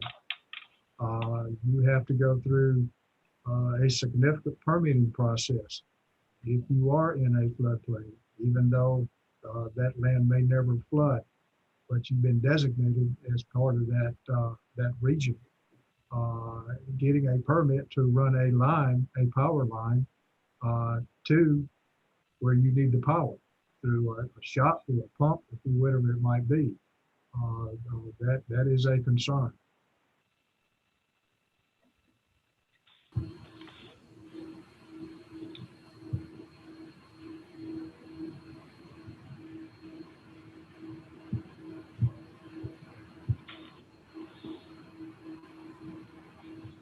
Thanks, Ron. So I'm hearing from you guys the largest concern would be getting power to those pumps and getting power. Yes, in some cases.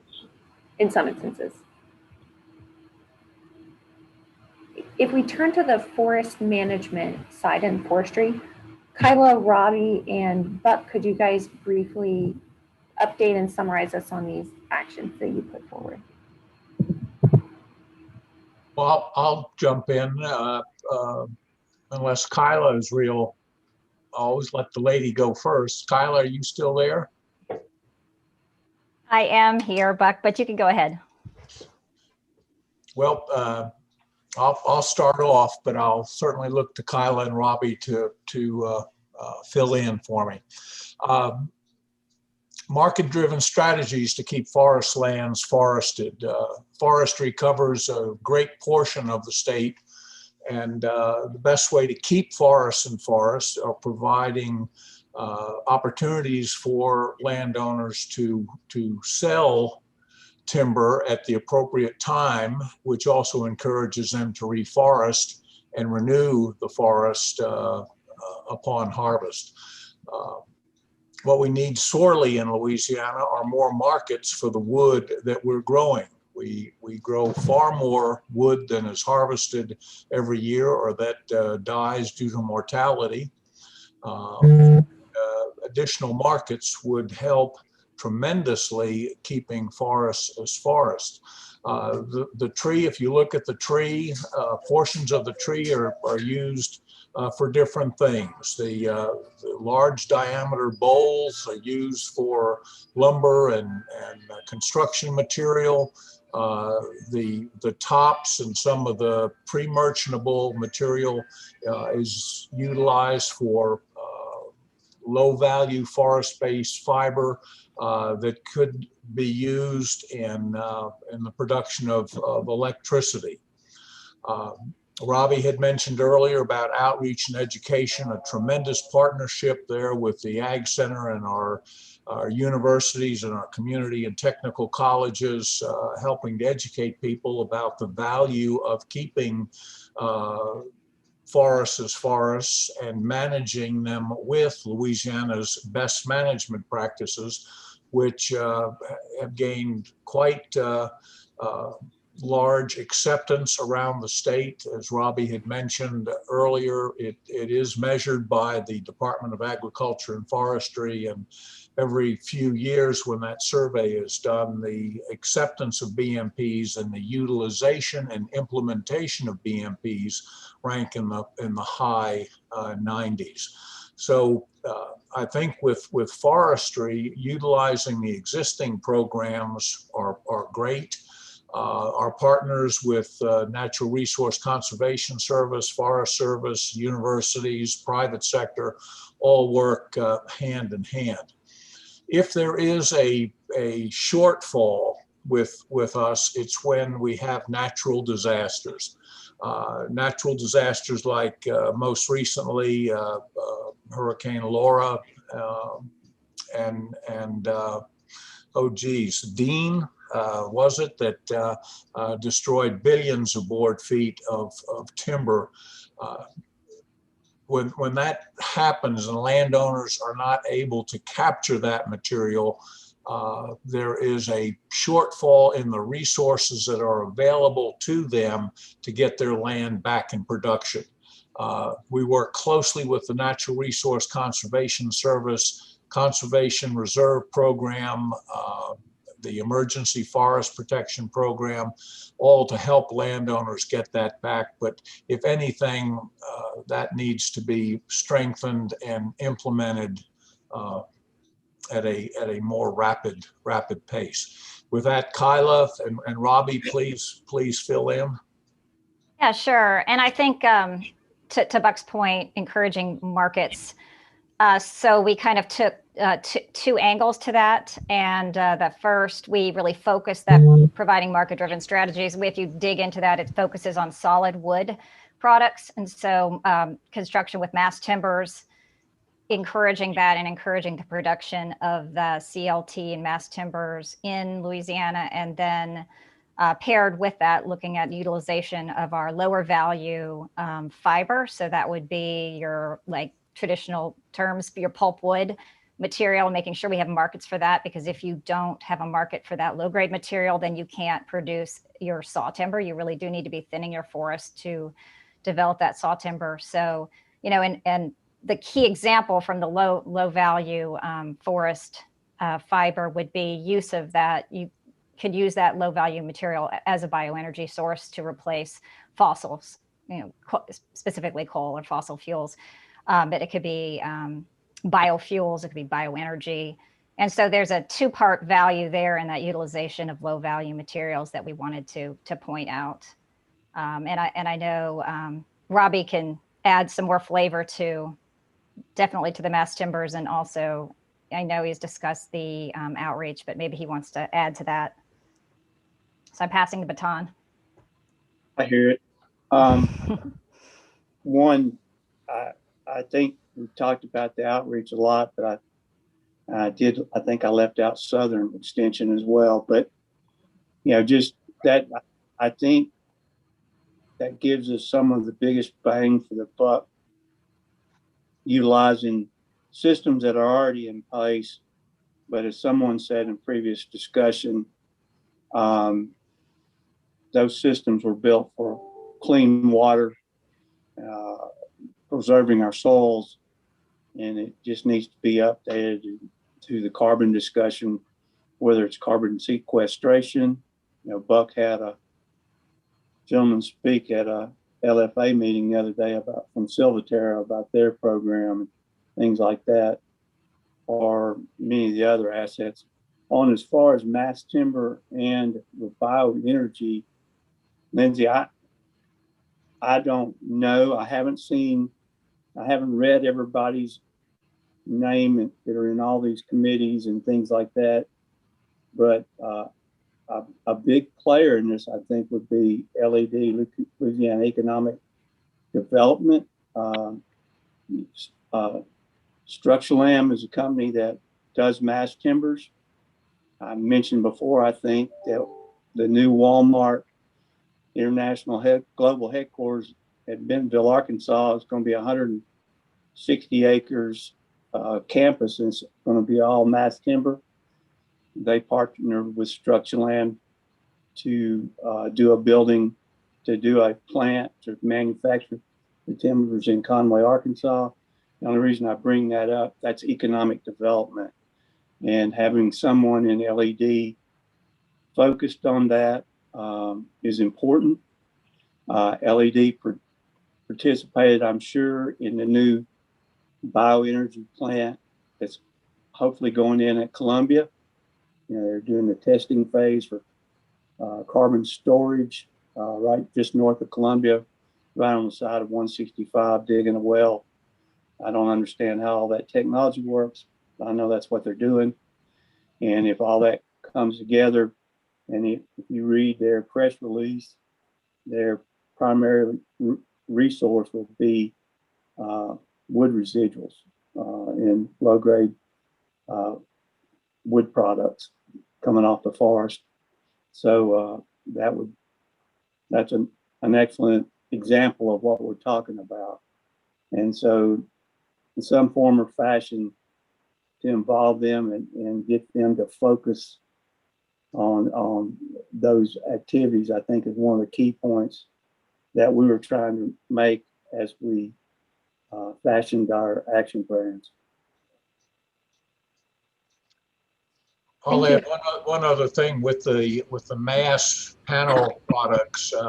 In the next couple of months, Louisiana will be looking at the change in the International Building Code from a 2013 code to a 2021 code that will allow for wood and mass timber and cross-laminated timber to be used in multi-storage or multi-storied buildings. So very significant just in the next couple of months, whether or not more wood can be used in building construction, which is good for carbon sequestration, as well as providing opportunities for people to market more of their timber. So. That's a great point to make, Buck, because one of my big questions for you guys was, where do you see those opportunities for further incentivizing and utilizing these products? I know you mentioned a few different uses that we have with lumber and plywood and paper and wood pellets, but I was curious from you guys on how we can find and utilize those opportunities. That's a great one. Yeah, another piece is, I don't think you'd want to hard code it. They have to do it, but in state buildings, a lot of this is chicken and the egg. You have to have a plant that produces the finished product, and then educate architects and engineers on utilizing the finished product in their construction, and having waste incent both of those to want to do that, rather than just, you know, sitting out getting it started, I guess is what I'm talking about. And that's why I was focused on LED state buildings. Some, you know, focus on at least an outreach on that aspect of it as well. I agree, Robbie, that LED should be a partner in those conversations. Joey, and I'm not sure what you guys do in forestry. I know that that's a lot of the work you do as well. And so I'm curious where you guys as LDAF fits in to incentivizing and providing these strategies for encouraging different uses of forested lands. And then where other groups such as Kyla and Robbie's on more the management side for Robbie, and Kyla on the work that you've done with wood pellets, what different partners can also be at the table alongside LED, as you mentioned. Lindsay, from the LDAP perspective, the Office of Forestry carries that, and they're actually more closely allied to Buck, Kyla, and Robbie than I am in soil and water, except for some things when it comes to forest management. But outside the forestry productivity program, I don't know of any incentive opportunity that exists for the landowners through our Office of Forestry. So there's a lot of new ground to be opened up, so to speak, in that regard on working timberlands, I would think. But yes, and I think that's what we just heard, is that it's that the deed and opportunity are there. And early on in this process, I was getting a lot of questions about what forestry's opportunities might be here, or the timber industry is what people kept saying. And I would just think of slash and waste wood after a lumber harvest. You know, how might that be used? And Robbie was quick to tell me there's processes in place to take advantage of that. And in my realm, within the Department of Ag, working in solid waste management with DEQ, the incentive being to all of these waste producing ag related facilities being that they become exempt from the DEQ solid waste permitting process if they do this in a beneficial way. And in such the tiniest way has any of that regarding any ag waste included energy production. Rice hulls in Southwest Louisiana, a lot of good things being done by Agri-Electric over there. Not a lot of the other facilities have followed suit. Cane mills have burned their bagasse and cane residue to some extent, some more than others, for quite some time. American Biocarbon, with what they've tried to do with bagasse, I think has been great. As a burnable fuel, it's been too inconsistent, ash content too high, but they found out that never mind fuel, this is making a great industrial absorbent. So even by accident, as we get into utilization of these cellulosic biomasses, we're discovering new things. So I just think the opportunities are going to keep growing the more into this we get. And Lindsay, I guess with all that we've said, it can get a little bit of confusing, but the two things I would remember: one, keeping forests as forests through availability of markets, and then the role that all of the public and private agencies working together to provide information to landowners to manage their forest sustainably, and will benefit our carbon cycle, will benefit our landowners, and will benefit our state and the people in rural areas that need that. Yeah, Mr. Robbie, one last comment, and then I'll try to hush.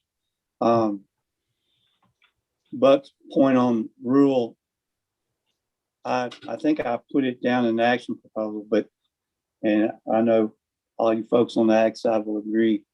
If you did about 3 thematics, one, where the general population of Louisiana is, combined with some breakdown by ethnicity or however you want to call it, then overlay where the rural lands are in Louisiana, be they ag or be they forestry, and then overlaid unemployment, you would find that your rural, whether it's forestry or ag, we're going to have a lot of diversity. We're going to have, in some sectors, a lot of unemployment.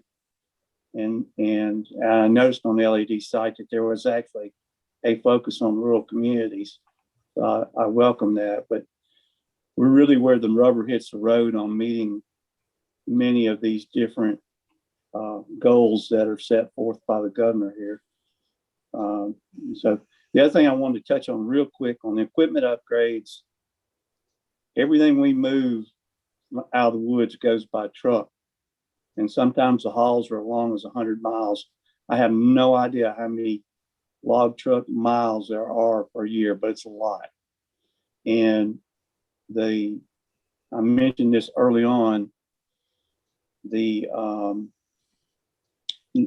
transition to the low carbon, low emissions engines is expensive, and a lot of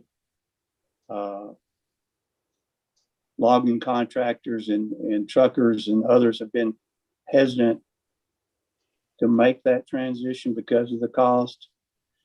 And, so as they're considering equipment upgrades, they may want to consider, and I hate, I don't know where the money would come from for an incentive or whether it be a tax break or something like that, but to encourage the next time you replace a piece of logging equipment or a truck to upgrade it to a new one that has better emission systems on it.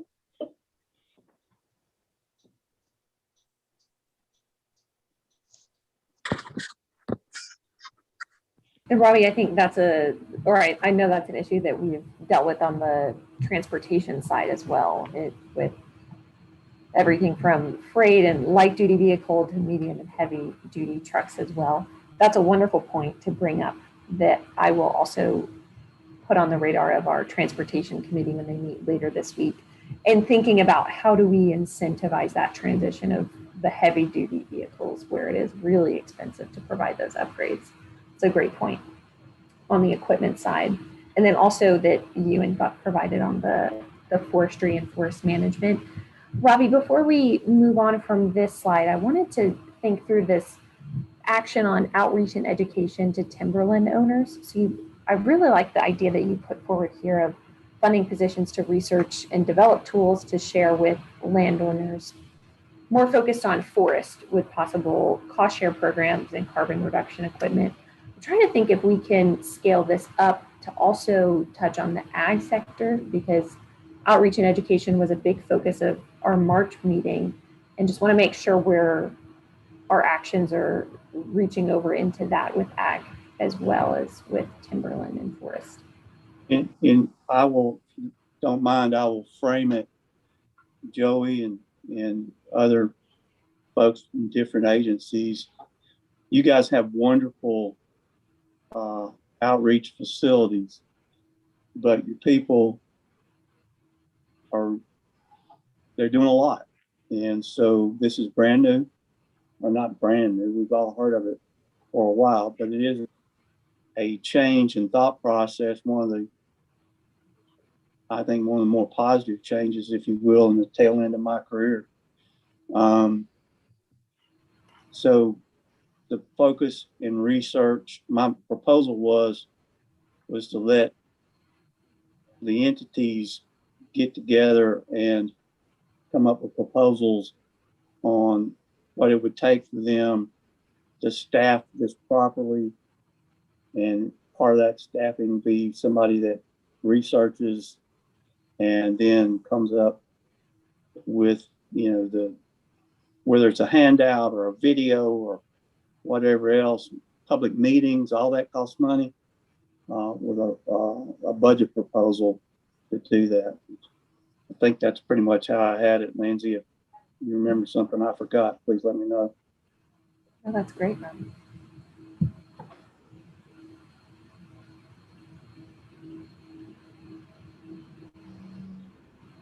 Any thoughts on that from the agriculture side? I would just like to back it up. I mean, I always say if there's any place that the conservation partnership at Louisiana falls short, my part of it specifically in conservation districts, we feel like we do a heck of a lot, and we do. We just don't let enough of the right people know what we're doing and what's in it for them. We just aren't doing enough outreach for our own benefit and for theirs and for the benefit of the resource. And it can always get better. And I mentioned earlier what I believe is going to be an upcoming partnership opportunity for any of us who wish to participate in doing some innovative conservation outreach. And I'll keep everybody up to date on what that turns into. And Robbie, to the extent that your action proposal suits the partner's needs, I'm sure that it would be taken into consideration, and you'll probably be contacted. I'll be glad to visit with them. Any questions or whatever I can do. Thanks, Robbie. And Joey, I entirely understand also on the state side, outreach and education is just always something that we can do better and put more. Yeah, just when we get where we want to be, right, whether it's through the Environmental Education Commission or any such entity, we seem to fall away due to funding or some other reason. But yeah, we're never quite where we want to be there.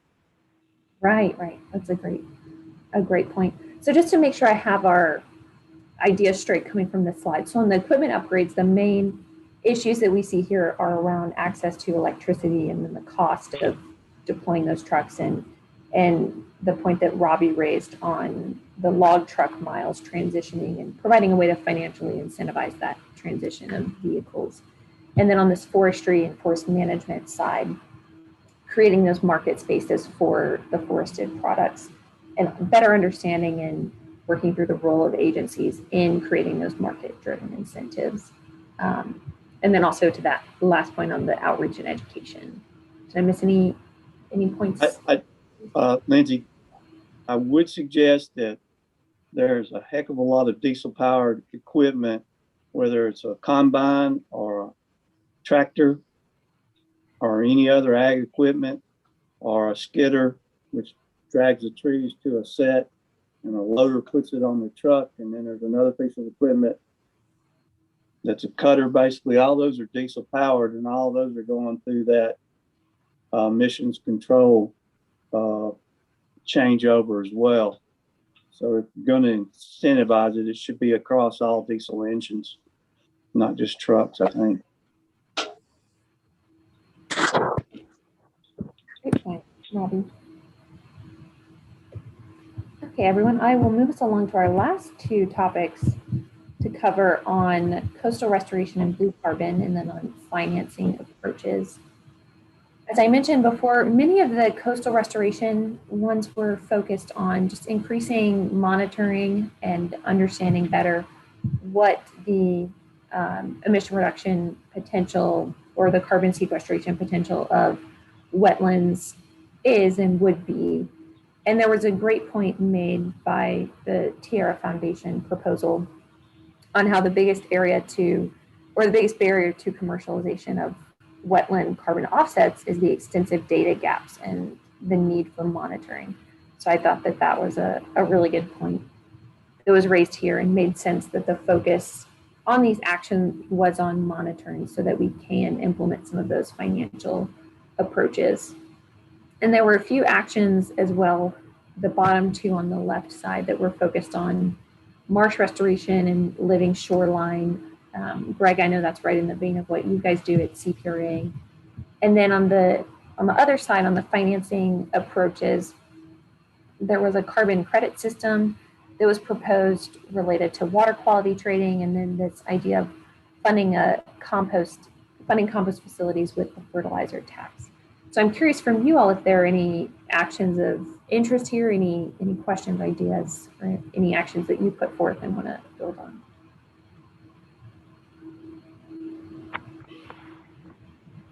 Yeah, Lindsay, this is Greg with CPRA, and I do agree that those first three, the leveraging carbon offset, the augmenting monitoring, and the blue carbon commercialization, they all kind of pick up on that same theme of kind of further developing the methodology to calculate the amount of carbon dioxide or greenhouse gas emissions. And then if you're going to commercialize that, and if you think about sort of mitigation from a wetland loss standpoint, there is cost mitigating it, basically proving that you've mitigated the wetlands you've lost. In this case, this would be proving you've mitigated the carbon offset that you're taking credit for. And they note that apparently there have been some pilot projects in Louisiana, and that it was very cost prohibitive to do the monitoring of the offsets. So this was basically requesting sort of a research and development to develop different techniques to monitor that the effectiveness of those projects.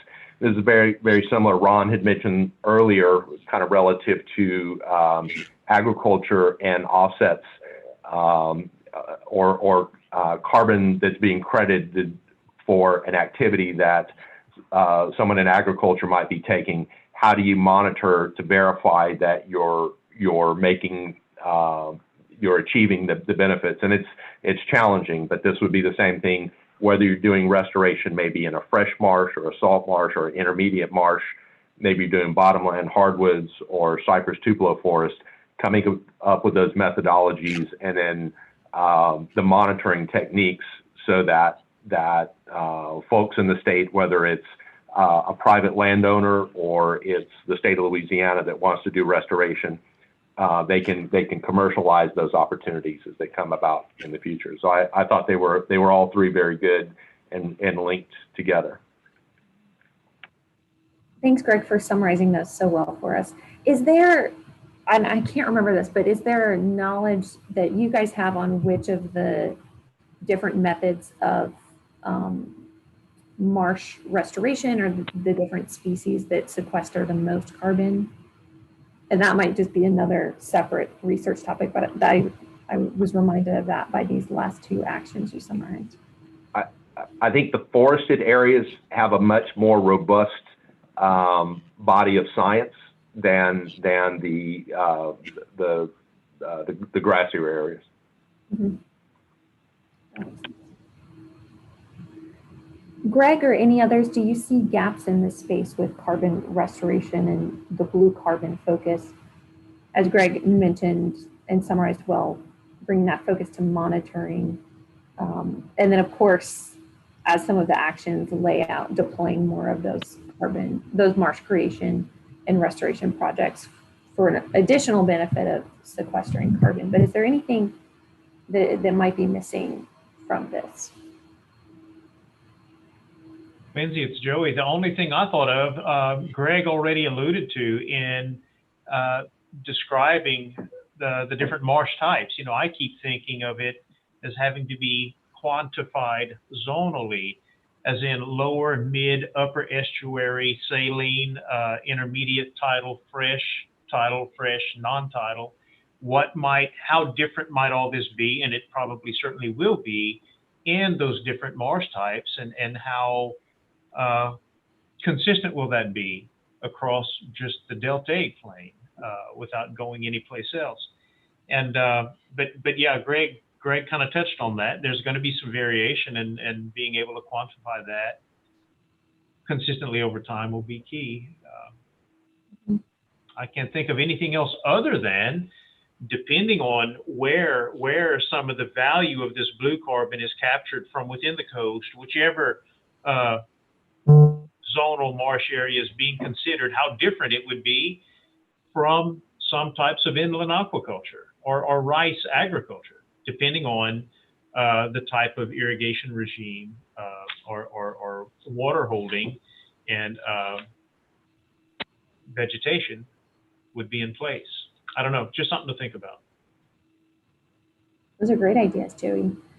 And I think a few of you, Joey, I know you were in there, but the workshop that I led on the advancing research, just laying out for you guys as well, that I fully envision there will be a part of this plan where we do need to lay out these further areas of study or places that would help us develop a carbon market or mitigation banking through better understanding this monitoring or through developing some further areas of research. So that's an entirely okay and actually helpful output of this meeting if we identify some of those specific areas where we need more information. And Greg, I couldn't help but think that some of the biological data that are captured through the CRIMS program that really nobody else has, how might some of those sites or how might additional sites be gained and additional data be captured through that program? And it could play right into this, you'd think. Joey, this is Mike. You know, we've started a project with soil survey here recently where we've gotten with some of the CRIMS folks and are actually doing deep cores adjacent to those CRIMS sites, because that's one, the CRIMS sites and data are fantastic, but their soil borings are extremely shallow. They come nowhere near capturing all of the information on total blue carbon in those environments. If you think about some of those, you know, several meters thick of very carbon rich sediment, that's not captured. So we're trying to pony up alongside those sites to try to get a better idea of total blue carbon on some of those sites. It'll be a long-term project with Coastal Zone Soil Survey. And I want to say it's almost running out of gas. So that's another one of these deals where funding and interest. So if we could generate more interest at the state level to, I guess, get more incentive to continue that type of work, because it's very expensive to work in the marsh, as y'all know. So yeah, definitely. Thanks, Mike. Yeah. Very interesting. Yeah. That was really interesting. Thanks, Mike. If we look over at the financing approaches, I know that we had, or Naveen especially had a few ideas on approaching these carbon markets and these different financing mechanisms in our March meeting. So I was curious, what is missing from the financing approaches that were presented here? And then what are any thoughts or concerns or ideas that you guys might have on the second action of funding compost facilities with a fertilizer tax? I have a comment on that one, Lindy. So it's a good way to think about it this way. So we are trying to convince our farmers to implement this conservation and whatever may be the barriers, financial, technical, etc. Now, rather than saying a fertilizer tax, we can incentivize these farmers if they, in some way,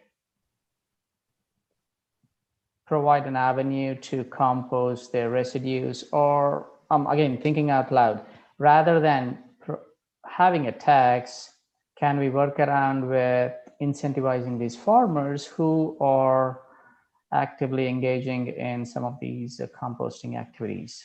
I know we talked to some of the small farmers, I would say minority farmers, and they have these small composting facilities on their farms. I mean, the word is, I think, permaculture or something, and don't hold me on that, NRCS would know better.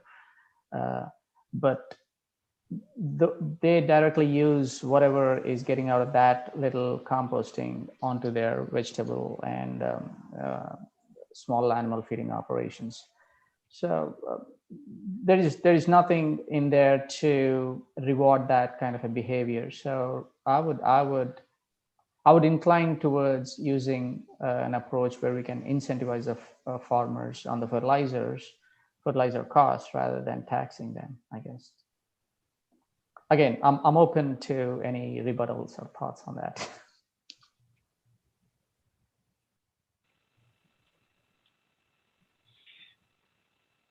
The only public compost facility that I know of now is the one in Karen Crow. And there may be others, and it's a pretty good thing they've got going. You've got to pay a little bit to bring your stuff in. There's no tax, but it's pretty low. It's pretty cheap. You could be coming in with tons, and it'll cost you dollars. And if you need composted material, I think you just come get it. If you're a resident of the area, and they produce a lot of good compost, and UL has tried to do something university-based with something that nobody's supposed to touch, a post-consumer food waste and compostable containers out on the Cade farm. And so far, they've been successful there too. Maybe it comes with the territory, but Central Acadiana has really moved this out where it doesn't seem like anybody else has really been able to do it over time. But again, there's no taxes involved. There's just other incentives. And at the football games, I don't know what UL's doing to pull that off, but they're making it happen, and volunteers are doing it. But the Karen Crow public compost facility is pretty big, and people are liking it. And it might be worth a closer look at what they're doing, but I think it falls right in with this. But again, Naveen, yeah, taxing the guys may not be the best way to make it happen. Yeah, Joey, I can vouch for that compost facility. I think, if we have storms here in the Lafayette area, I think all of the Lafayette parish, if you have yard clippings, they will pick it up with the regular trash pickup during the week, limbs, debris, etc. That all goes to that recycling facility. And if you're a resident of the parish, you can go pick that compost up for free, and it is good quality compost. I can't see Lafayette doing that if it's a money losing situation. So just investigating how they're funding that, their operation budget, how it works, might be something to try to get better buy-in statewide. I agree. I was curious from you guys on that vein, because when we look at the waste actions, there are also a few on composting. What types of incentives might be effective in that? And that might be too much on the financial side for this group. We can ask our finance advisory for help with that. But I was just curious if there are ways to fund or you guys have seen are effective in composting. Well, like I mentioned earlier, the incentive for a lot of waste stream producers is not being permitted. A solid waste permit can cost many tens of thousands of dollars to develop and maintain. And if they've got a BMP for beneficial use of that waste, and they stick to the BMP, they're exempt from that process. Now, if they are discharging or emitting into the air, they have to have permits for those things. But if they can do it without any sort of discharge or emission, they're basically permit free. That in itself can be a pretty big incentive. They've just got to be able to maintain that standard of operation, and it's not easy for a lot of them. Joey, does that go through DEQ? Well, it exists in DEQ statutes, then comes through us here, Department of Ag. Okay. And Mike alluded to the storm-induced tree debris.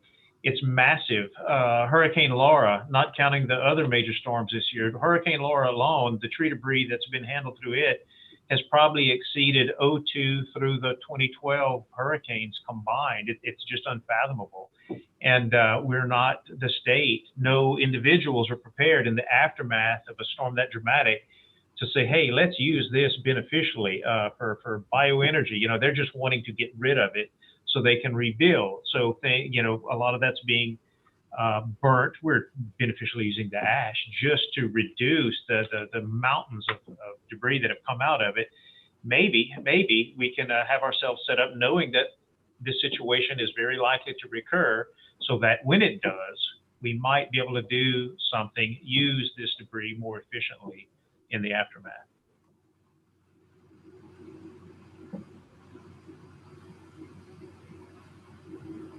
That's a great idea, Joey.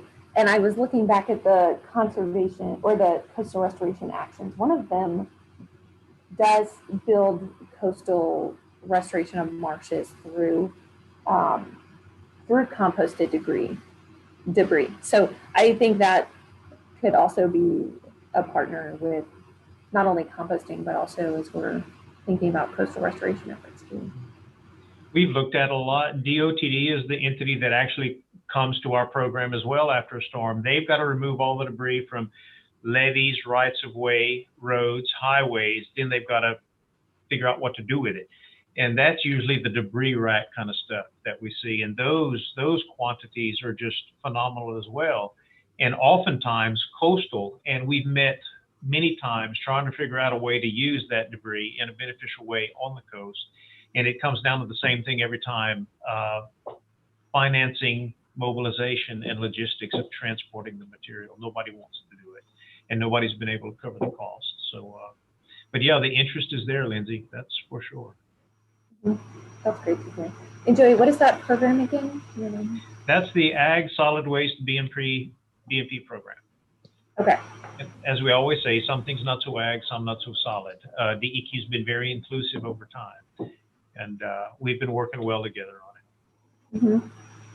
And that brings us well to our last slide on waste. So Joey, one of the actions I saw you put forward was on beneficial use of agriculture waste. We also saw a few ideas around composting, and then there was one on glass recovery, and then on the plastics, circular economy. What do you guys see as missing from this approach to waste? I know we're missing our DEQ waste person, but I'm curious from maybe the agriculture or forestry perspectives, where we see this going.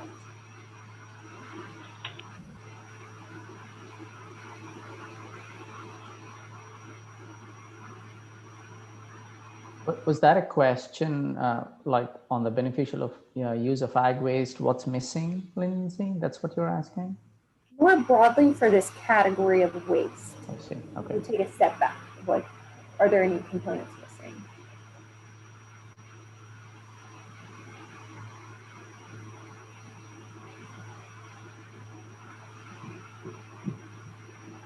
I don't know much about shipping, but the cargo hold wash water disposal. Disposal is the interesting part. What do you do with it then, other than land apply it, which in the case of our program is what we do. But I'm pretty sure those volumes, unless they can be digested or condensed, would make land application, especially near a large industrial dock, virtually impossible unless the stuff could be piped off in some way to a bioswale or green space or some other place that could assimilate it. But again, I have no idea what those volumes would be.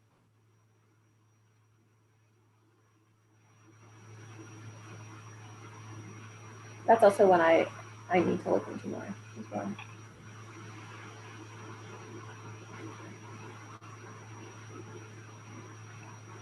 Joey, on your action of beneficial use of agricultural waste, is the idea that this program should be expanded, or are you proposing that there's an additional loan zone? Basically, I wanted to make sure that other people knew it existed. Because again, we live in our own little world here that keeps us pretty busy, and we do a heck of a lot, but not a lot of people know about it. And this was just to put it out there, and yes, it could and should be expanded. Overall, I'd say that right now, we probably have between 700 and 800 active BMP'd facilities, whether that's sweet potato peelers, cane mills, crawfish processors, anything, arborists, you name it, any type or imaginable agricultural waste or debris. But we're still missing a lot, and there's a lot of greater opportunity. And I think a lot of what's not happening are these waste streams that want to do things beneficially but have no means to do it, or at least don't feel like they do. An example are some of the industry down the river in St. James Parish that produce soy hydrolysate filter waste cake, large volumes of it. They want to beneficially use it, but they're at a loss for how or what acreage to go to. You have paper mills producing vast quantities of primary fiber and can do good things with it, but again, run out of acreages and opportunities to use it. Zapp's potato chips, they've got all these cull potatoes, wash water residues, whatnot, no place to go with it, but they want to do the good thing. Combining them is key. Everybody's interested. They want to partner to beneficially utilize these waste streams. They don't care who ends up with the final product and markets it, just so they know that they've done the sustainable thing and maybe get some credit for that as well. But nobody wants the transportation cost of moving their waste off-site to, in coordination with another waste stream. And if in some way that could be subsidized or incentivized, we could begin to put the pieces together in this program and to get more of these facilities working together for more beneficial use. I think, Joe, this is Robbie. I participated in some of the land farming for the paper mill waste years ago when I worked for Georgia Pacific, and the main thing was, like you said, transportation cost. We were putting on in the timberlands, but they were also moving it to private landowners that were willing to utilize it. But it was a very narrow window of private landowners just because of haul cost to get it out there. So that point well taken. I think that's a great point. Thanks, Bobby. Joey, is that program currently federally funded? Is that a USDA? It's not funded at all. If we, Department of Ag, charged for every BMP that we had to process and approve, we would be rich. But we don't. It's never been something we charged for. And the truth is, it's grown a lot in the past decade, where in part of our LAPIS reporting, if you're a state employee, you know what the heck that is. It's one of the performance indicators, or it's built into one of our performance indicators. And each quarter, when we're reporting to the legislature, we would have on average 4 to 6 new BMP facilities or reworked or revised, 4 to 6 every quarter. Now we're doing that much a week, oftentimes. It's changed a lot. It's really grown, and they've become more complex. But in short, no, nobody funds it. We just do it basically in the name of sustainability and beneficial use, but also to keep from burdening landfills with things that can be used beneficially on the landscape. Yeah.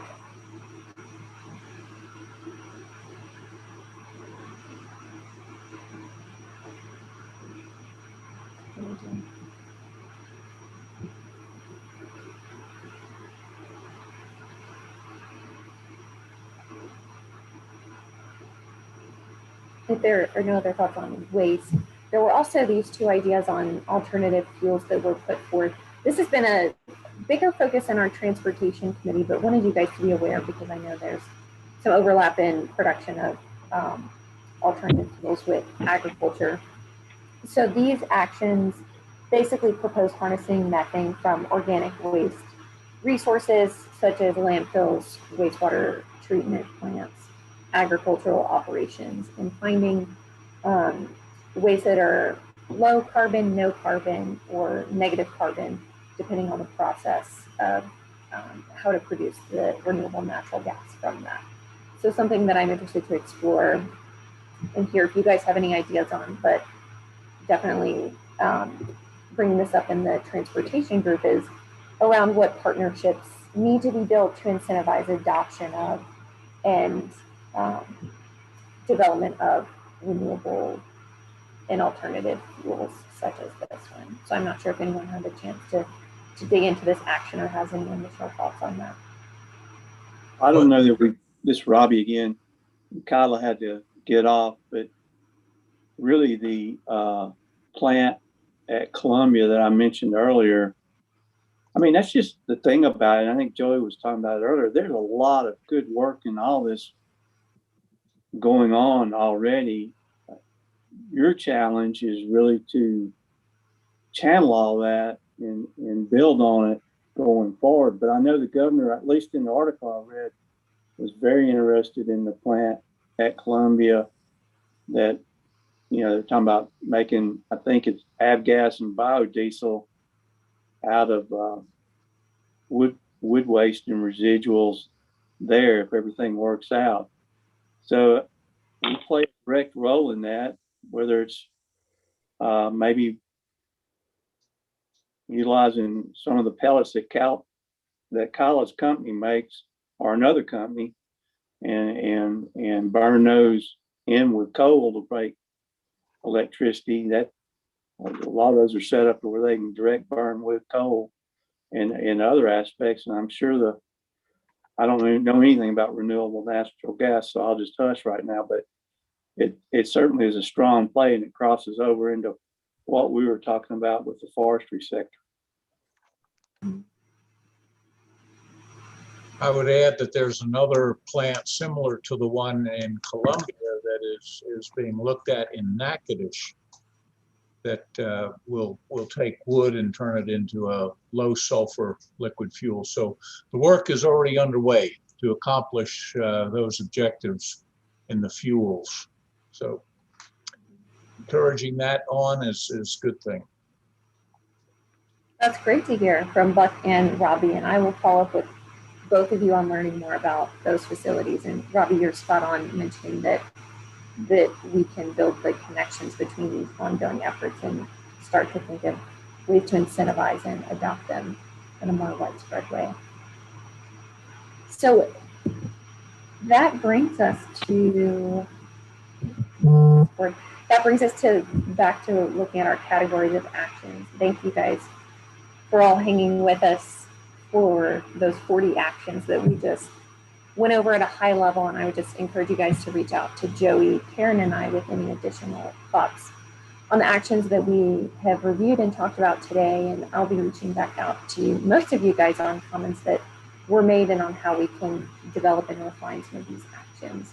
But just wanted to take a step back before we move forward and make sure that we weren't missing anything in these broad overarching categories with agriculture best practices and equipment, and then in the forestry, forest management, conservation, coastal restoration, financing approaches, waste and fuels. Do you guys see any gaps from what we talked about, or just overarching anything that had come to your mind during our discussion today that wasn't caught up? Lindsay, the only thing I saw in forestry that we didn't talk about was this black carbon. I've never heard that term. Do you know where or what that is? So I haven't read much of that proposal book, but what I believe it's talking about, black carbon is a particulate matter that's released in transportation emissions. So it's trying to better quantify how much black carbon is being released into the atmosphere, so we can better monitor that. Dean's shaking his head, so I hope that I'm right in that. That's right. It's mostly related to the transportation sector, about how much is involved in the transportation. But I think there are other folks who are more familiar with that topic as well. My understanding from just reading the proposal is that there are also black carbon emissions associated with burning of fields and forests. So I think that was part of why it got tagged in this group for review. And our sugarcane burning would fall into that in some capacity, but again, not entirely though. It seemed like somebody was talking about it in reference to transportation early in the conversation today. I'm not sure. That's part of that emissions reduction on the diesel engines, probably. But well, yeah, right. Particulate matter. Yeah. Mm-hmm.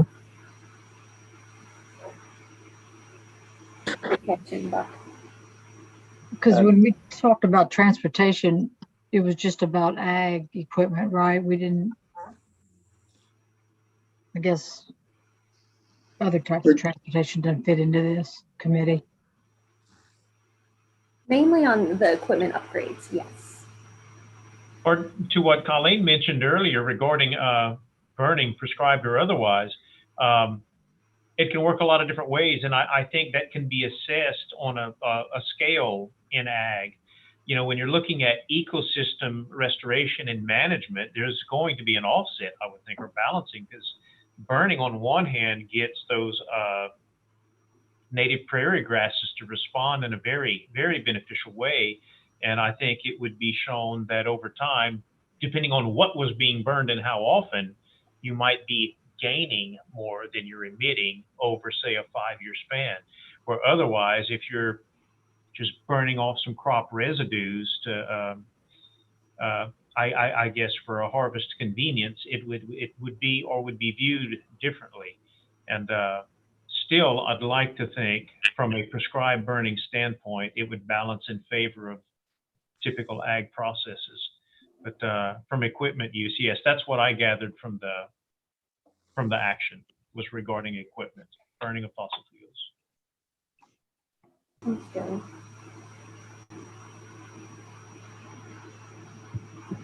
Okay, great. Well, thank you everyone for just a wonderful discussion. I know that was helpful to me, and I hope for you guys as well to better understand and work through some of these actions that we have proposed. I just wanted to walk through our next steps. I know I talked about this extensively in the beginning, but we won't come back together as a committee until mid-September to do that final review of the sector strategies and actions.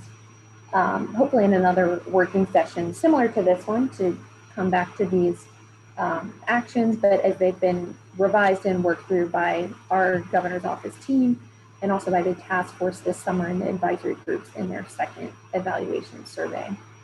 So I would just say homework is engaging with the climate task force in these summer meetings where they will be talking through some of these actions. Joey is a member of our task force, so I know we'll bring in that ag and forestry perspective really well there. And just be on the lookout for any emails or phone calls from me as we begin to work through these actions. I know we have a lot of great points of follow-up from this, so I appreciate you guys sharing that with us today. And Joey, do you have any final thoughts before we move into public comment?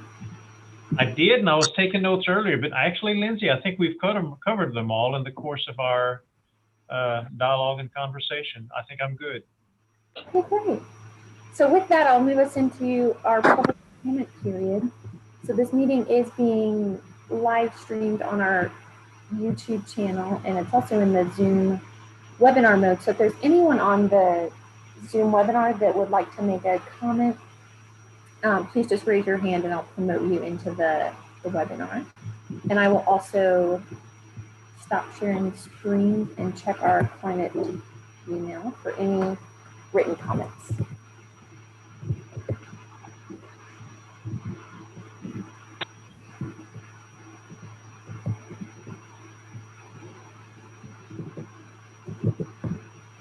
So, Mike, this is the composting area we were talking about, Dugal Road. Yes, Joey, and I'll give that number. I'll give them a call and try to figure out, try to discuss with them their, the financial setup they have. I doubt they're making it on that $6 a truckload. No, I don't think so. So I'll try to touch base with them and get a better idea of their financial setup and report back to the group. And one other comment, there's that one, and several of y'all spoke about, the biodiesel efforts that are, things that are working in other parts of the state, small programs. If we could all take a few minutes and think of programs like that are working and compile them as a list of things that could be mirrored in other parts of the state. You could get that compounding effect from those types of small programs, possibly. Just a thought.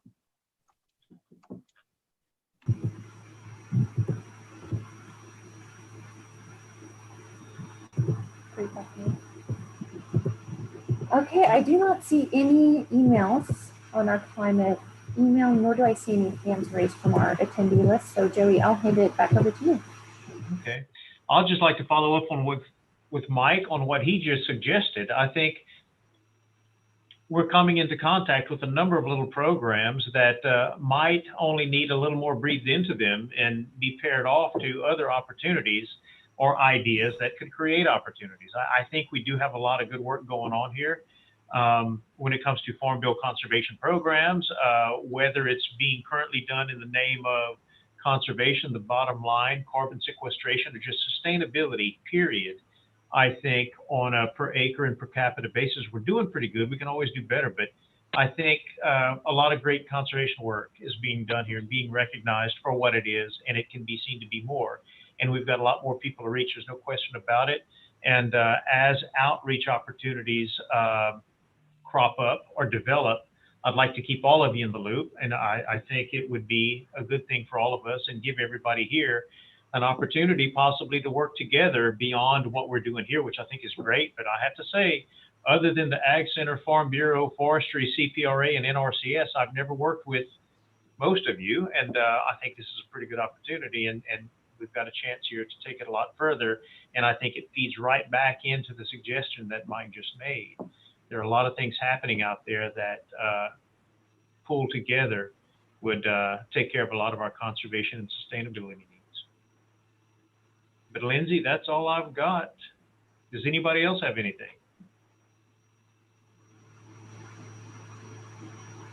Well, Lindsay, if nobody else has anything to discuss, I'll call for a motion to adjourn. Sounds great. Can I get a motion? So moved. Second. All in favor? Aye. Opposed? Aye. All right. Y'all have a good week. Stay, Y'all stay too. dry. Thank you all. Thanks, everyone. Bye-bye. Bye. Good job, Lindsay. Thanks, y'all. Stay dry.